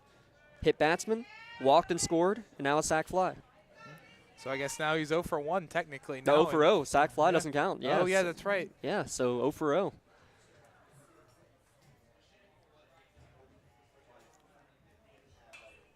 One pitch to Wilson is fouled on back for strike 2. Count goes to 1-2. Well, I have a moment to remind you that there are going to be photos from tonight's game available courtesy of Something for Your Wall Photography. Make sure you check out all of our great captured moments. And don't forget, collages make great graduation gifts. Give a shout-out to one of our interns as well, Jalen Peace. He didn't pitch today for Union because they didn't play today, so he's out here taking pictures himself as well. That one inside almost got a piece of Wilson. Little JP photography down the third baseline for us as well. He's been a big part of our crew here in the winter months. That one swung on and hit. Finds the hole. As almost fully tracked by Jackson Zahn. Bailey will be able to corral the rest of it and get that in before any more danger can happen, as Wilson was eyeing second base. Yeah, good job by Krebs, because he thought about going out and getting it and then realized, no, I shouldn't be doing that. I think we're going to get a substitute. This is not a courtesy runner. This is a pinch runner. And that looks to be, well, we mentioned him earlier, the Javelin kid. That's Lucas Walzer going out to be the pinch runner here for Wilson.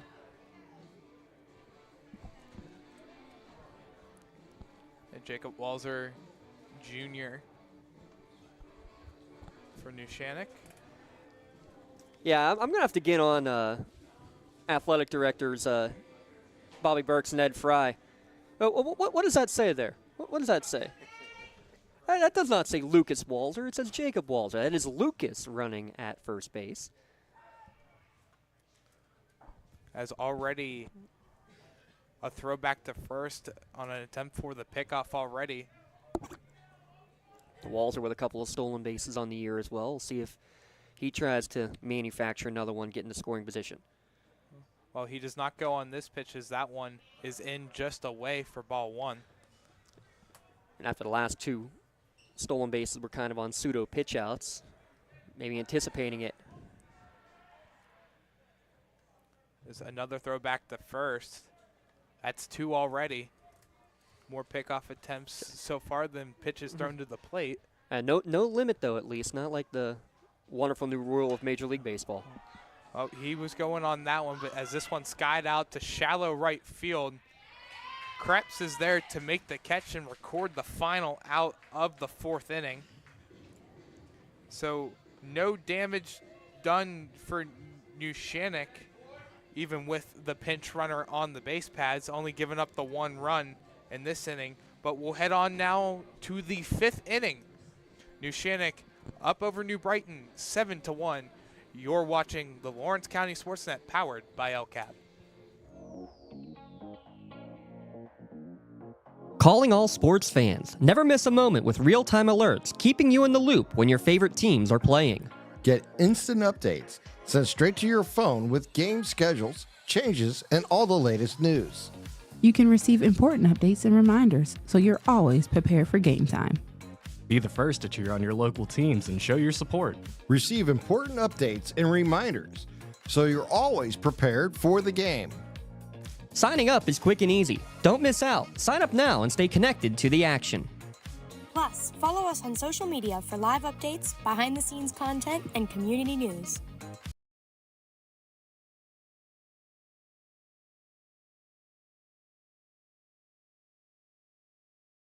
Whether you're hosting a big party, it's family dinner night, or you just need a place to go and watch the big game, the Crane Room Grill is the place to be. Need that something special for your upcoming event? Ask about the CR Brewing Company's custom brewing options to give your big day that personalized touch that your guests will never forget. Visit craneroom.com to see their full menu, or call in your takeout order now at 724-656-1553. The Crane Room Grill and CR Brewing Company, a winning combination. 68 pitches and 6 strikeouts so far today for Jacob Rind as we enter the top half of the 5th inning with the bottom 3 in the New Brighton lineup coming up to bat here in the top of the 5th. Circle, Pascal, and Kovac. But it'll be Aiden Circle leading off for New Brighton. He is 0 for 1 today on a ground out back to Rind as that first pitch is in there for a strike. 0-1 to kick off the top half of the 5th inning.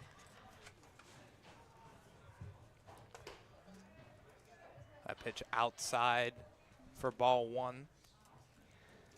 Coming up after the game, Tyler, we have to come up with an MVP Insurance MVP of the game. Home, auto, term, life, liability insurance, and more. Visit MVPINS.com for more information and to request a free quote. Well, there's a lot of options so far that we've seen on both sides of the ball. As that one swung on and missed for strike 3. So another strikeout for Jacob Rind, his 7th today. And 3rd in a row, actually, that he's retired. You know, I think he's probably getting tired of me saying he's not a strikeout pitcher because he did this to me in the Shenango broadcast. We said that, and then he went and retired 9 in a row, and I think 6 of them were on a K. 7 strikeouts here today. Now that puts him at 53 on the year. Came in with 46, now at 53, and looking to add on some more as first pitch to Pascali is in there for a strike. Even our producer, Rob Nattel, can do that math. Carry the 1 there, Rob. Second pitch in down the third baseline, trickles foul. The only number he cares about counting to is 2. The old 2-time intramural champion up here. You know, as a Department of Communication student at Waynesburg University, we don't like math either. No, well, so. I understand that. That's because you never had me in class as a teacher. Absolutely. You know, I also never took a math my senior year either, which probably was a bad idea. But I did take it in college, though, so. And you were able to fight through it. Yep. Count now 1-2. As that pitch is in, swung on and missed again. Tally it up even more. 8 strikeouts on the day, 54 on the season now for Jacob Rind. Jake wants another shirt the way he's throwing out there. 4 straight strikeouts here in the 4th and the 5th as 9-hitter Gage Kovac will come to the plate. I say this might be another successful announcer jinx. Here his first pitch to Kovac is swung on and hit out to left. Cole Hutchinson is there to make the play in another quick inning. 9 pitches in that inning. So after the first 2 innings, 23 and 22 pitches, he's gone 12, 11, and 9 has Rind and completely shut down this New Brighton offense. And he's retired the last 8 batters too as well, and 4 of those have been strikeouts. Impressive stuff for sure for Rind. It's a 7-1 lead for the Lancers through 5 innings of play. At Medore Bonner Law, we're more than just attorneys. We're your community partners. With a combined experience that spans decades, attorneys Jason Medore, Michael Bonner, and Greg Rossitelli are your trusted advisors for all legal matters. From personal injury to estate planning, business law to family disputes, we are here to guide you through every step of the legal process. Our full-service, community-based approach ensures that you're not just a client, but a valued member of our family. Give us a call or visit us online at MadorBonnerLaw.com for more information. Congratulations to our April LCAP Team of the Month. The Lawrence County SportsNet is proud to honor Laurel Girls Track and Field as April's LCAP Team of the Month after winning their first section title in 40 years and qualifying for the WPIAL Championships. Congratulations to Coach Heather McKissick and the Laurel Track and Field team, your April LCAP Team of the Month. Well, coming up after the game, we will announce our Melee Chiropractic Play of the Game Award. Seasonal allergies, changes in the weather, too much time sitting on the bleachers, hey, they can all affect how you feel on a daily basis. Headache, joint pain, sinus pressure, even congestion, they can all be alleviated by chiropractic work. Visit Melee Chiropractic, give them a call and schedule your appointment today. It's Eakin, Varanasi, and Cameron due up to bat for Neshannock here in the bottom half of the 5th inning. As we take a look outside here now, all the rain clouds have went away. It's a nice 61 degrees right now for what a game that was rescheduled 4 separate times today. It's turned to a very beautiful night for baseball. Yeah, it's cooled down about 5 degrees. It was 66 degrees at time of first pitch. Glad we were able to get this game on the air. First pitch to Eakin is down low for ball 1. And a big shout out to all of our crew because here's the deal, just to have our fans at home understand the chaos of what today was. Our original schedule was that our crew here of Tyler, myself, and Rob, we were going to be doing the Union baseball game. It was canceled very early on in the day. And then the game plan was our other crew was going to be doing this game when it was at Neshannock. The issue was that crew all works until 5 o'clock, so that's why they were doing the Neshannock game. It was a 6 o'clock start. Luckily, we find out within about an hour of each other that the Union game was canceled and this game was being moved up to 4:30. So we said, perfect. Union squad, hey, we're going to go do the Neshannock New Brighton game now. You guys can go and do the Shenango game that is now a 6:30 start. It just worked out perfectly. It just a lot of moving parts. I give big props to all of our guys. I mean, I know Tyler did a lot of prep work for the Union game that now we'll hopefully be able to cover on Wednesday. The other Tyler, the less cool Tyler there at Shenango, I know he had a lot of prep work done that on this contest that he now doesn't get to use, but he can save it up for postseason play. So big shout out to the entire crew being very flexible to be able to get to the games and get both of these crucial section matches covered here tonight.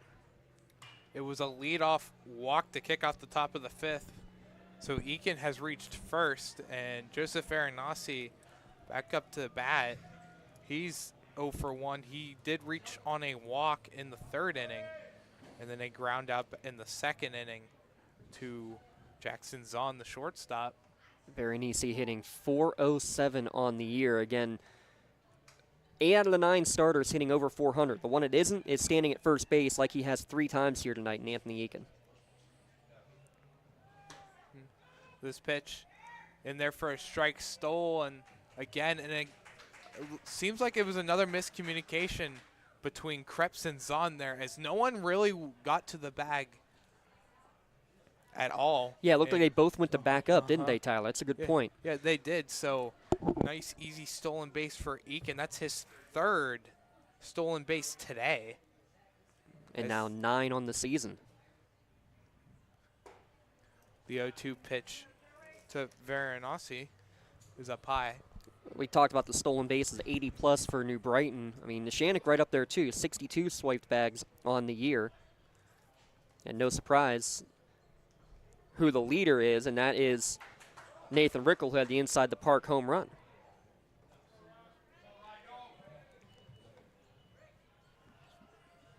Hit. Varanasi hit by a pitch, so he'll reach first. So 2 runners on for Neshannock with nobody out. A lot of damage can be done here by Neshannock as Ryan Cameron steps up to bat. He's only got two out RBI hits. Does he know how to bat when he doesn't have 2 outs? So that's the question. First pitch in there for a strike, 0-1. I like about both of his hits, too, by the way, Tyler. Hit him right back up the middle, right back where they came from. Both runners go on this one. Throw to third, offline. A pair of stolen bases there again. Anthony Eakin, 4 stolen bases so far for him today. First stolen base today for Varanasi. Eakin's trying to get his name into the running to get the MVP of the game shirt. On base 3 times, couple runs, now 4 stolen bases in a game. That's 6 stolen bases today by Neshannock. 4 of those 6 by Eakin. He's swiping bags left and right. Count now 2-1 on Ryan Cameron. As that pitch is outside for ball 3. Count goes to 3-1. Game 2 scheduled for tomorrow at New Brighton. Forecast not looking particularly great. 3-0 pitch is up high for ball 4. And that's going to load him up for Nathan Rickle. And flashback to the second inning, a huge hit out to center field over the head of Jaleb Bailey to come the whole way around and score the second home run of the season for Neshannock. So 2 home runs, both inside the park home runs. And you might, say, okay, whatever, team's not hitting home runs. What are they ever going to do? Flashback 10 years. Neshannock, the state champions in 2015. Pop quiz for the 2 guys around me. How many home runs did they hit that year? Ooh. Producer Rob Nattel's got it. 2. He's got 2. They were 2 home runs. The same guy hit them in the same game in the state semifinals. Wow. No home runs, traditional or inside the park, were hit until Don. Why am I blanking on his last name? Oh, I'm going to get flack for that one. I'm stuck on Dom Cubelis, but I know it's Dom C, and it's killing me. Anyway, he hit 2 home runs in the same game, and that was in the state semifinals, the first home runs of the year for the entire team. Now, were they in the park or out of the park? No, they were both out of the park down at Chippewa Park in Blackhawk.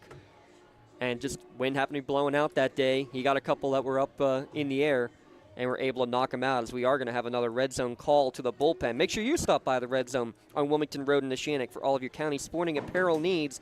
And remember, Spirit Sales can help raise big money for your organization. Noah Conley will come in to pitch for New Brighton. We'll wait to see if Kovac will go out to left field in place of Noah Conley.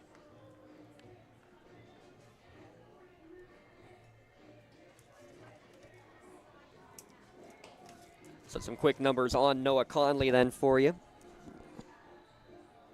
I'd say by our count, this is his first appearance on the bump this season. There you go. We believe Kovac going out in the left. Yep. He's a pro over here.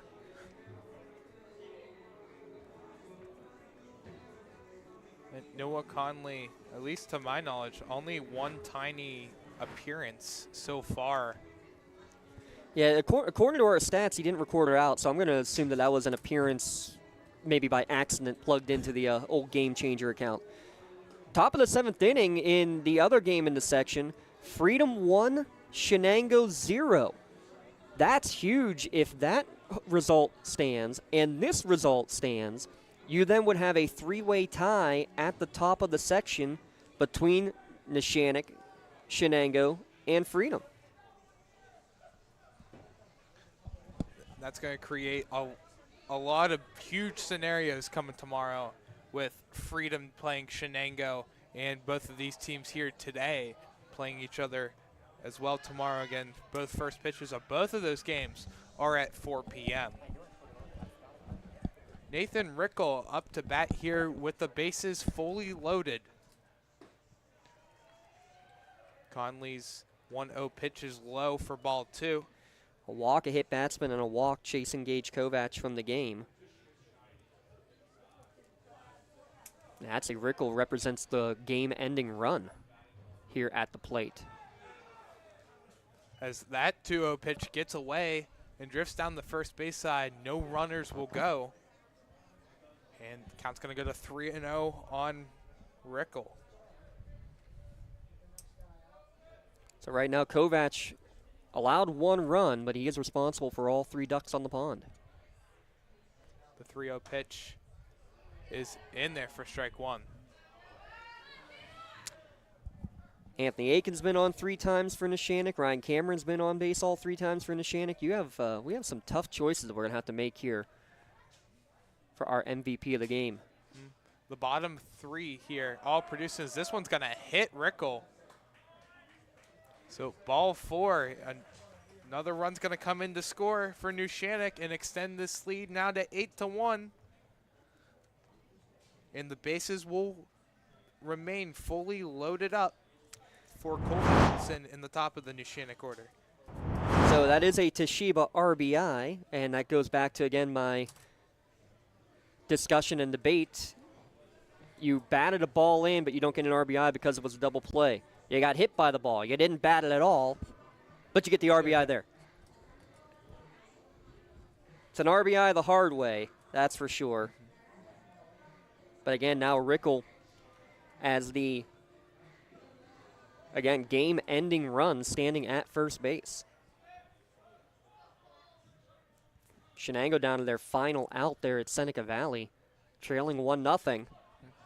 First pitch to Hutchinson gets away. No runners will go for it. Yeah, nobody out. They're not going to risk anything right now. I mean, especially that's with Conley coming in. That's how many? 5 balls of the first 6 pitches.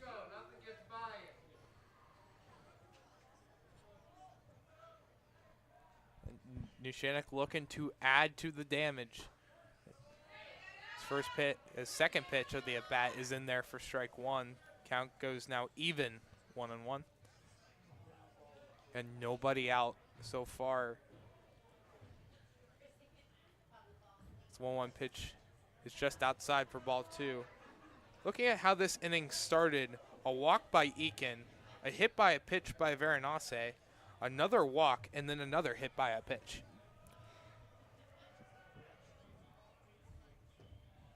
Two-one pitches down low into the turf for ball 3, 3-1 now. And this is something we didn't really get a chance to discuss at length in our pregame show or during the course of the game, is that both these teams, their aces have been nigh unhittable. I mean, 4-0 record for Brudaki, 7-0 record on the other side. And a little cheer you heard to our right there is not because of the walk-in, but it's because they're all watching and seeing that Freedom has defeated Shenango. So that means that first place is fully up for grabs. It's amazing how this section 2 of 2A is shaping up, with the 1 playing the 4 right now and the 2 tied for second in section 2 are playing each other. So this is huge. As another pitching change, it looks like it's going to be for New Brighton. We'll hang around and see what all the changes are going to be. While we figure out all of the defensive changings, we're going to step aside here. So right now, bases still fully loaded for Neshannock, up 9-1 with nobody out. You're watching the Lawrence County SportsNet, powered by LCAP. I love what I do because coming in every day is different. How can you not enjoy these kids coming up and hugging you and giving you these great smiles all throughout the day? Seeing the progress that our kids make every single day is one of the reasons I love coming to school. What should we do? We have fun. LCAP Early Learning Centers is hiring. Help empower young minds in Lawrence County and become a superhero today. Apply at lcap.org.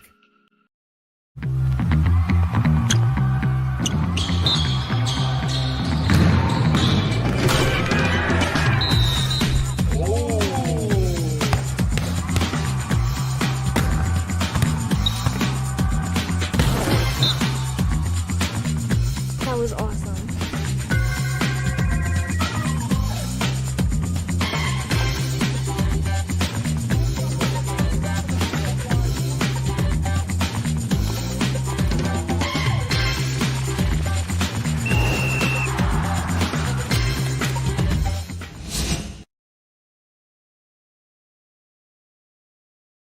When it comes to shopping for insurance, there are thousands of options out there.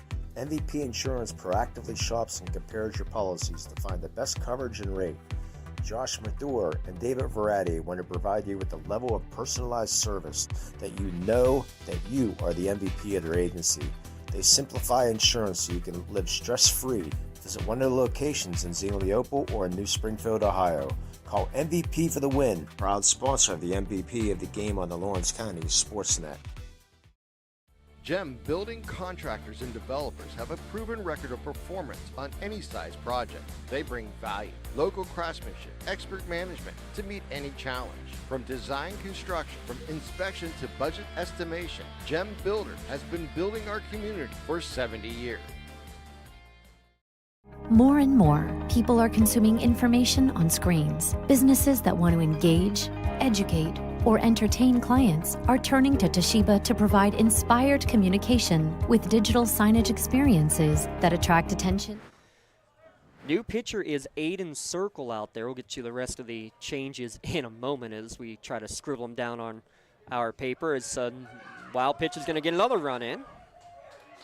But we believe Noah Conley back out in left field. Gage Kovac went back out to right field. Carter Jackson, who had been in right field, back to third base. And Brock Brudacki now at first base. But pitching is Aiden Circle, making his 6th appearance on the season. But now the game-winning run just 90 feet away. Yeah, just on that first wild pitch, it's now 10-1 Neshannock. And a 1-0 count. And 2 runners in scoring position, 2 ducks on the pond.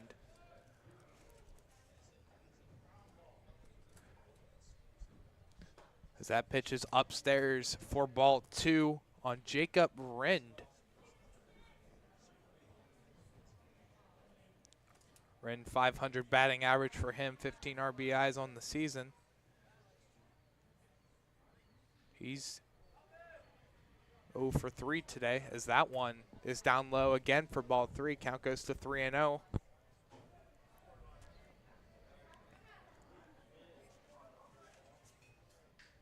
Now they're going to intentionally put him on.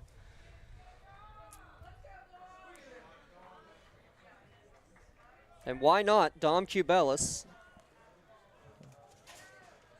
And where in 5 games has 11 RBIs.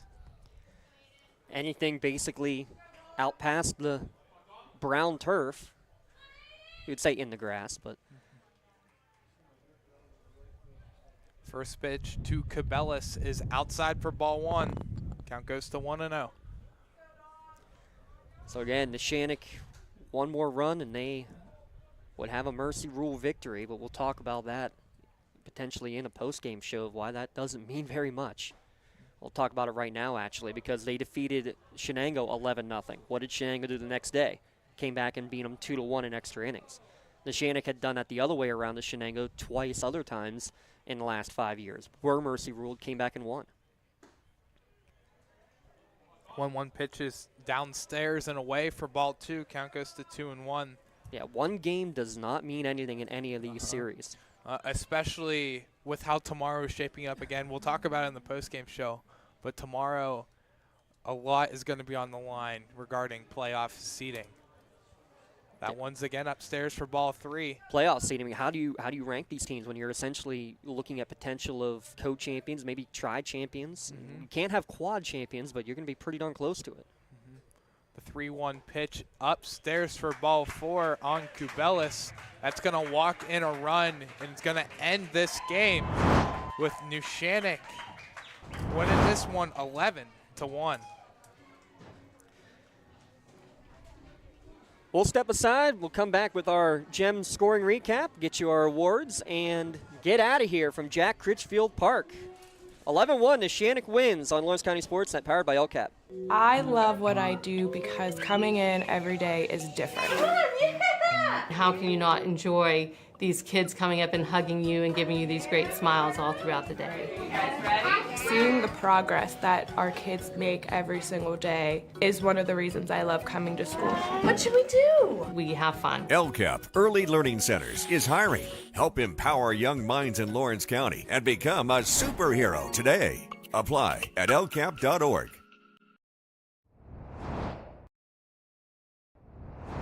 When the high school season heats up, make sure you have the best gear to support your school. Head to the Red Zone on Wilmington Road in Neshannock for all your county sporting apparel needs. From sporting goods to custom apparel to embroidery and more, the Red Zone has it all. Quality gear for all 8 schools in the County of Champions. Stop by and enter the Red Zone or visit them online at theredzonesports.com. Score big at the Red Zone.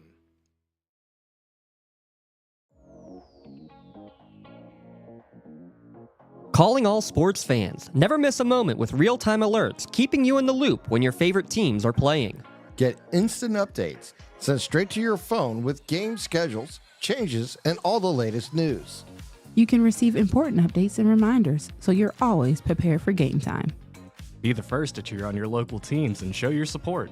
Receive important updates and reminders, so you're always prepared for the game.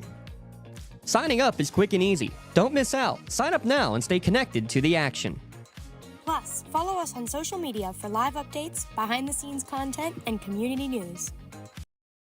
Don't get left out to dry. Call the Penn Ohio Bottled Water Company for the fastest and most efficient bottled water delivery service in the area. Penn Ohio offers bottled water ranging from 16.9-ounce bottles to 5-gallon jugs, perfect for your next event or office water cooler system. Also, don't forget to ask about their custom labeling options. Visit PennOhioBottledWater.com for more information and to get a quote on their delivery services. Whether it's at home, in the office, or on the sidelines, Penn Ohio has you covered. When it comes to protecting those you love, the businesses you've built, or the things you've earned, you need someone you can trust. Who better to protect your interests than a local insurance agent? Pontius Insurance is a team of local agents helping local residents in Lawrence County and surrounding areas, specializing in auto, home, business, and life insurance. Come see Dan Pontius, Jessica Dix, and Tracy Giddings, and the rest of the team at Pontius Insurance, and receive the personalized service you deserve. Lawrence County SportsNet is proud to honor Union's Mia Pruz as the April Red Zone Female Athlete of the Month after throwing a perfect game and 3 no-hitters in April, averaging 13 strikeouts per game. LC SportsNet is also proud to honor Elwood City's Aaron Lake as the April Red Zone Male Athlete of the Month, after starting the year 6-0 with a 0.62 earned run average. Congratulations and best of luck to Elwood City's Aaron Lake and Union's Mia Pruz, the April Red Zone Athletes of the Month.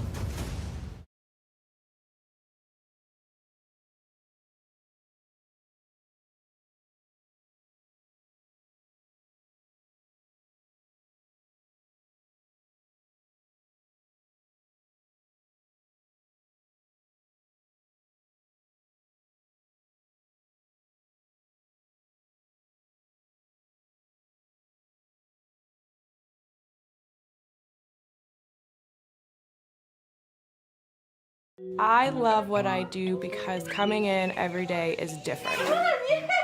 How can you not enjoy these kids coming up and hugging you and giving you these great smiles all throughout the day? Seeing the progress that our kids make every single day is one of the reasons I love coming to school. What should we do? We have fun. LCAP Early Learning Centers is hiring. Help empower young minds in Lawrence County and become a superhero today. Apply at lcap.org.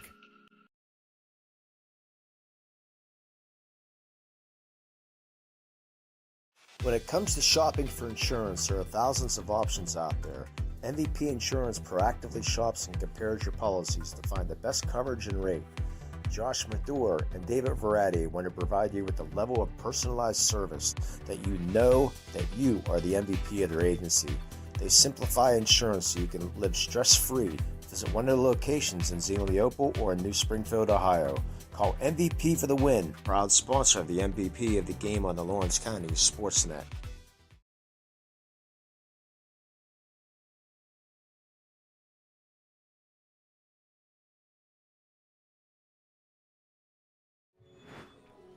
Final score here today from Slippery Rock University in James Crittich Field Park.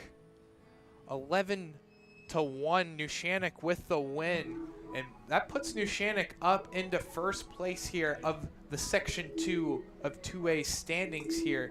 As I'm looking back at the bottom half of the 5th inning, Anthony Eakin leads off with a walk, and then Varanasi hit by a pitch. and then another walk by Cameron, hit by a pitch by Rickle, and then a walk, intentional walk, and then another walk. So it's 7 straight walked or hit by a pitch batters in the bottom half of that 5th inning, and pretty much make this mercy roll. So final numbers today: Neshannock 11 runs, 7 hits, 3 errors, and 7 left on base. And then on the other side for New Brighton, 1 run, 1 hit, 2 errors, and 2 left on base.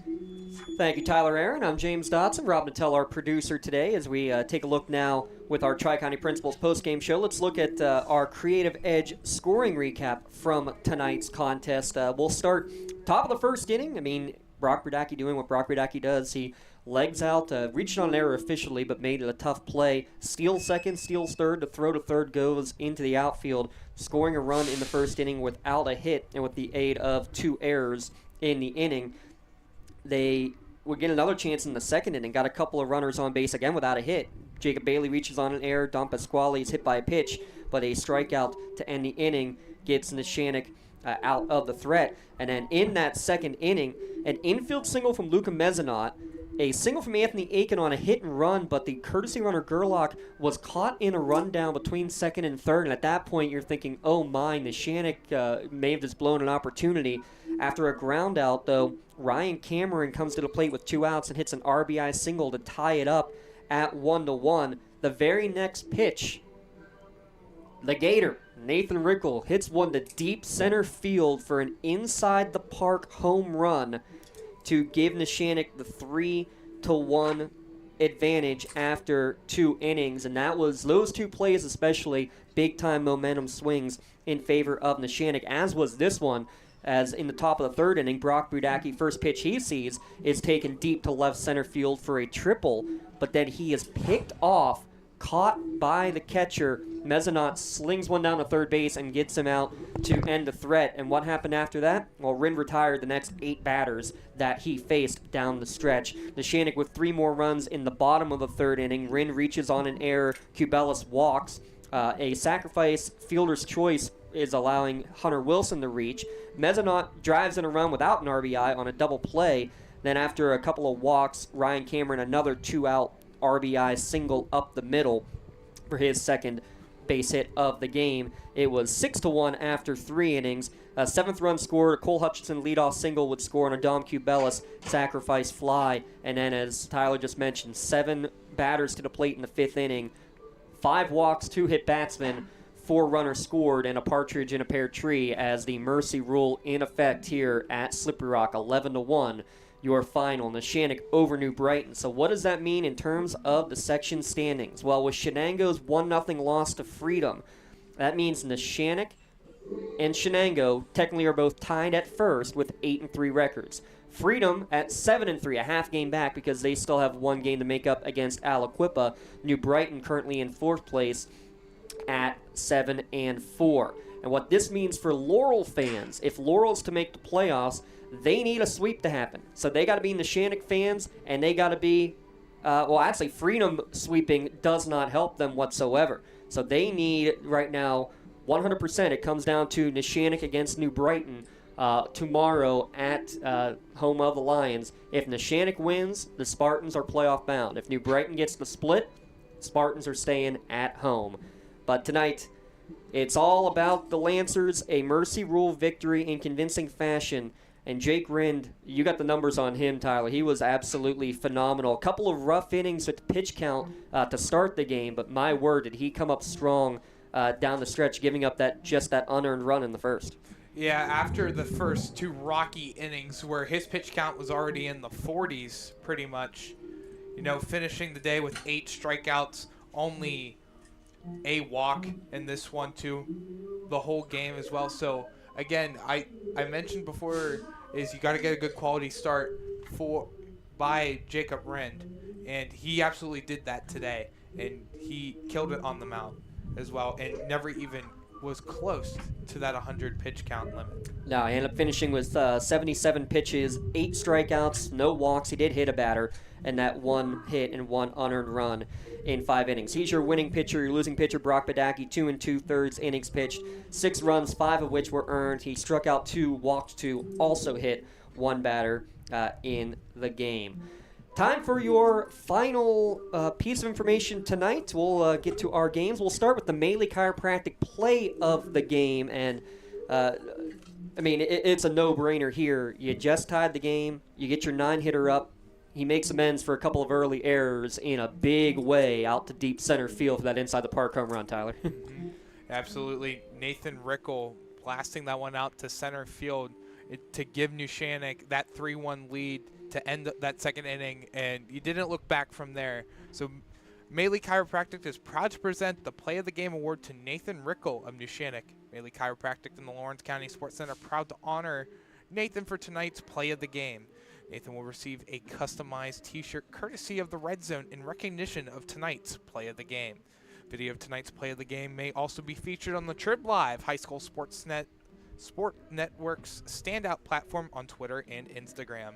To view tonight's Maley Chiropractic Play of the Game and the full list of this season's top plays, go online to lcsportsnet.com and click on Play of the Game. Congratulations to Nathan Rickel for tonight's Maley Chiropractic Play of the Game. Let Maley Chiropractic keep you in the game. It certainly kept him in the game, gave him the momentum going into that that was in the bottom of the second inning, and a lead that they did not relinquish. Scoring on that play was Ryan Cameron, who also drove in the first run of the game. So many different ways we could have gone for our MVP of the game. We decided to go Ryan Cameron, 2 for 2, on base 3 times, 2 RBI, 2 runs scored. And the fact that, he was the one with 2 outs twice getting big hits to keep rallies going is the reason for our decision with him as your MVP insurance MVP of the game. Congratulations to Ryan Cameron of Neshannock. He just got his customized t-shirt courtesy of the Red Zone in honor of being tonight's MVP insurance MVP of the game. And remember, you can view the full list of MVPs by going online to lcsportsnet.com. Click on MVP of the game. Congratulations, Ryan Cameron, tonight's MVP of the game, MVP insurance.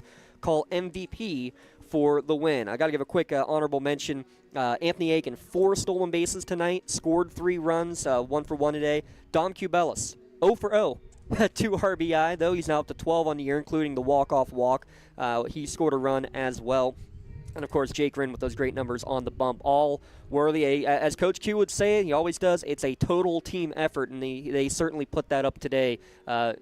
In my mind, that's the type of performance that you can see this team going very, very far for. That's the thing. It means absolutely nothing, Tyler, unless you do it tomorrow. And I'll guarantee that's the exact statement he's saying out there, is that we can't do what we did with Shenango just a couple of weeks ago. Yeah, absolutely. Obviously, looking at tomorrow, both teams' final game of the regular season, unless the rain says otherwise and pushes it back another day. But tomorrow's game at New Brighton will be at 4 p.m. A lot on the line, not just for these two teams, but also for Shenango, Freedom, who also play tomorrow, and Laurel as well, looking and hoping to do their job and sneak in to the WPIAL playoffs. Yeah, the Spartan fans are now big-time Lancer fans, and that's really tough for most of Lawrence County to ever admit, but that's where we are. Big thanks to everyone here at Slippery Rock and Jack Critchfield Park. Always feel so welcome when we come up here. Great stuff. Again, big thanks to my entire crew here at Lawrence County SportsNet to be able to make all these audibles and to be able to get these games on the air tonight. Your final piece of information, time of the game, 1 hour and 49 minutes. Neshannock 11-1 in 5 innings. Game 2 scheduled for tomorrow. We have 2 other games scheduled for tomorrow. Doubleheader at Mohawk, baseball and softball, as we're going to get a chance to catch the Mohawk baseball team against Beaver in a non-section clash there as they get ready for the playoff game. That's where Tyler and Garrett will be on the call for that one, and then Jay Moan and I will be on the call just a few hundred yards away at the softball field as we have a battle of defending WPIAL champions between the Neshannock Lancers and the Mohawk Warriors. Check out both of those on Lawrence County SportsNet, powered by LCAP. And again, that's if both games play with the impending weather. Stay tuned. We'll have all those updates coming for you on the website and on social media. One final time, Neshannock 11, New Brighton 1 in 5 innings. Thanks for tuning in live or archived. For Rob Natel, our producer, 2-time champion in the intramurals. Two-time champion is Rob Mattel. Big shout-out to him. For Rob Mattel, our producer, and Tyler Aaron, I'm James Hudson saying so long, and stay tuned here on the Lawrence County SportsNet, powered by LCAP.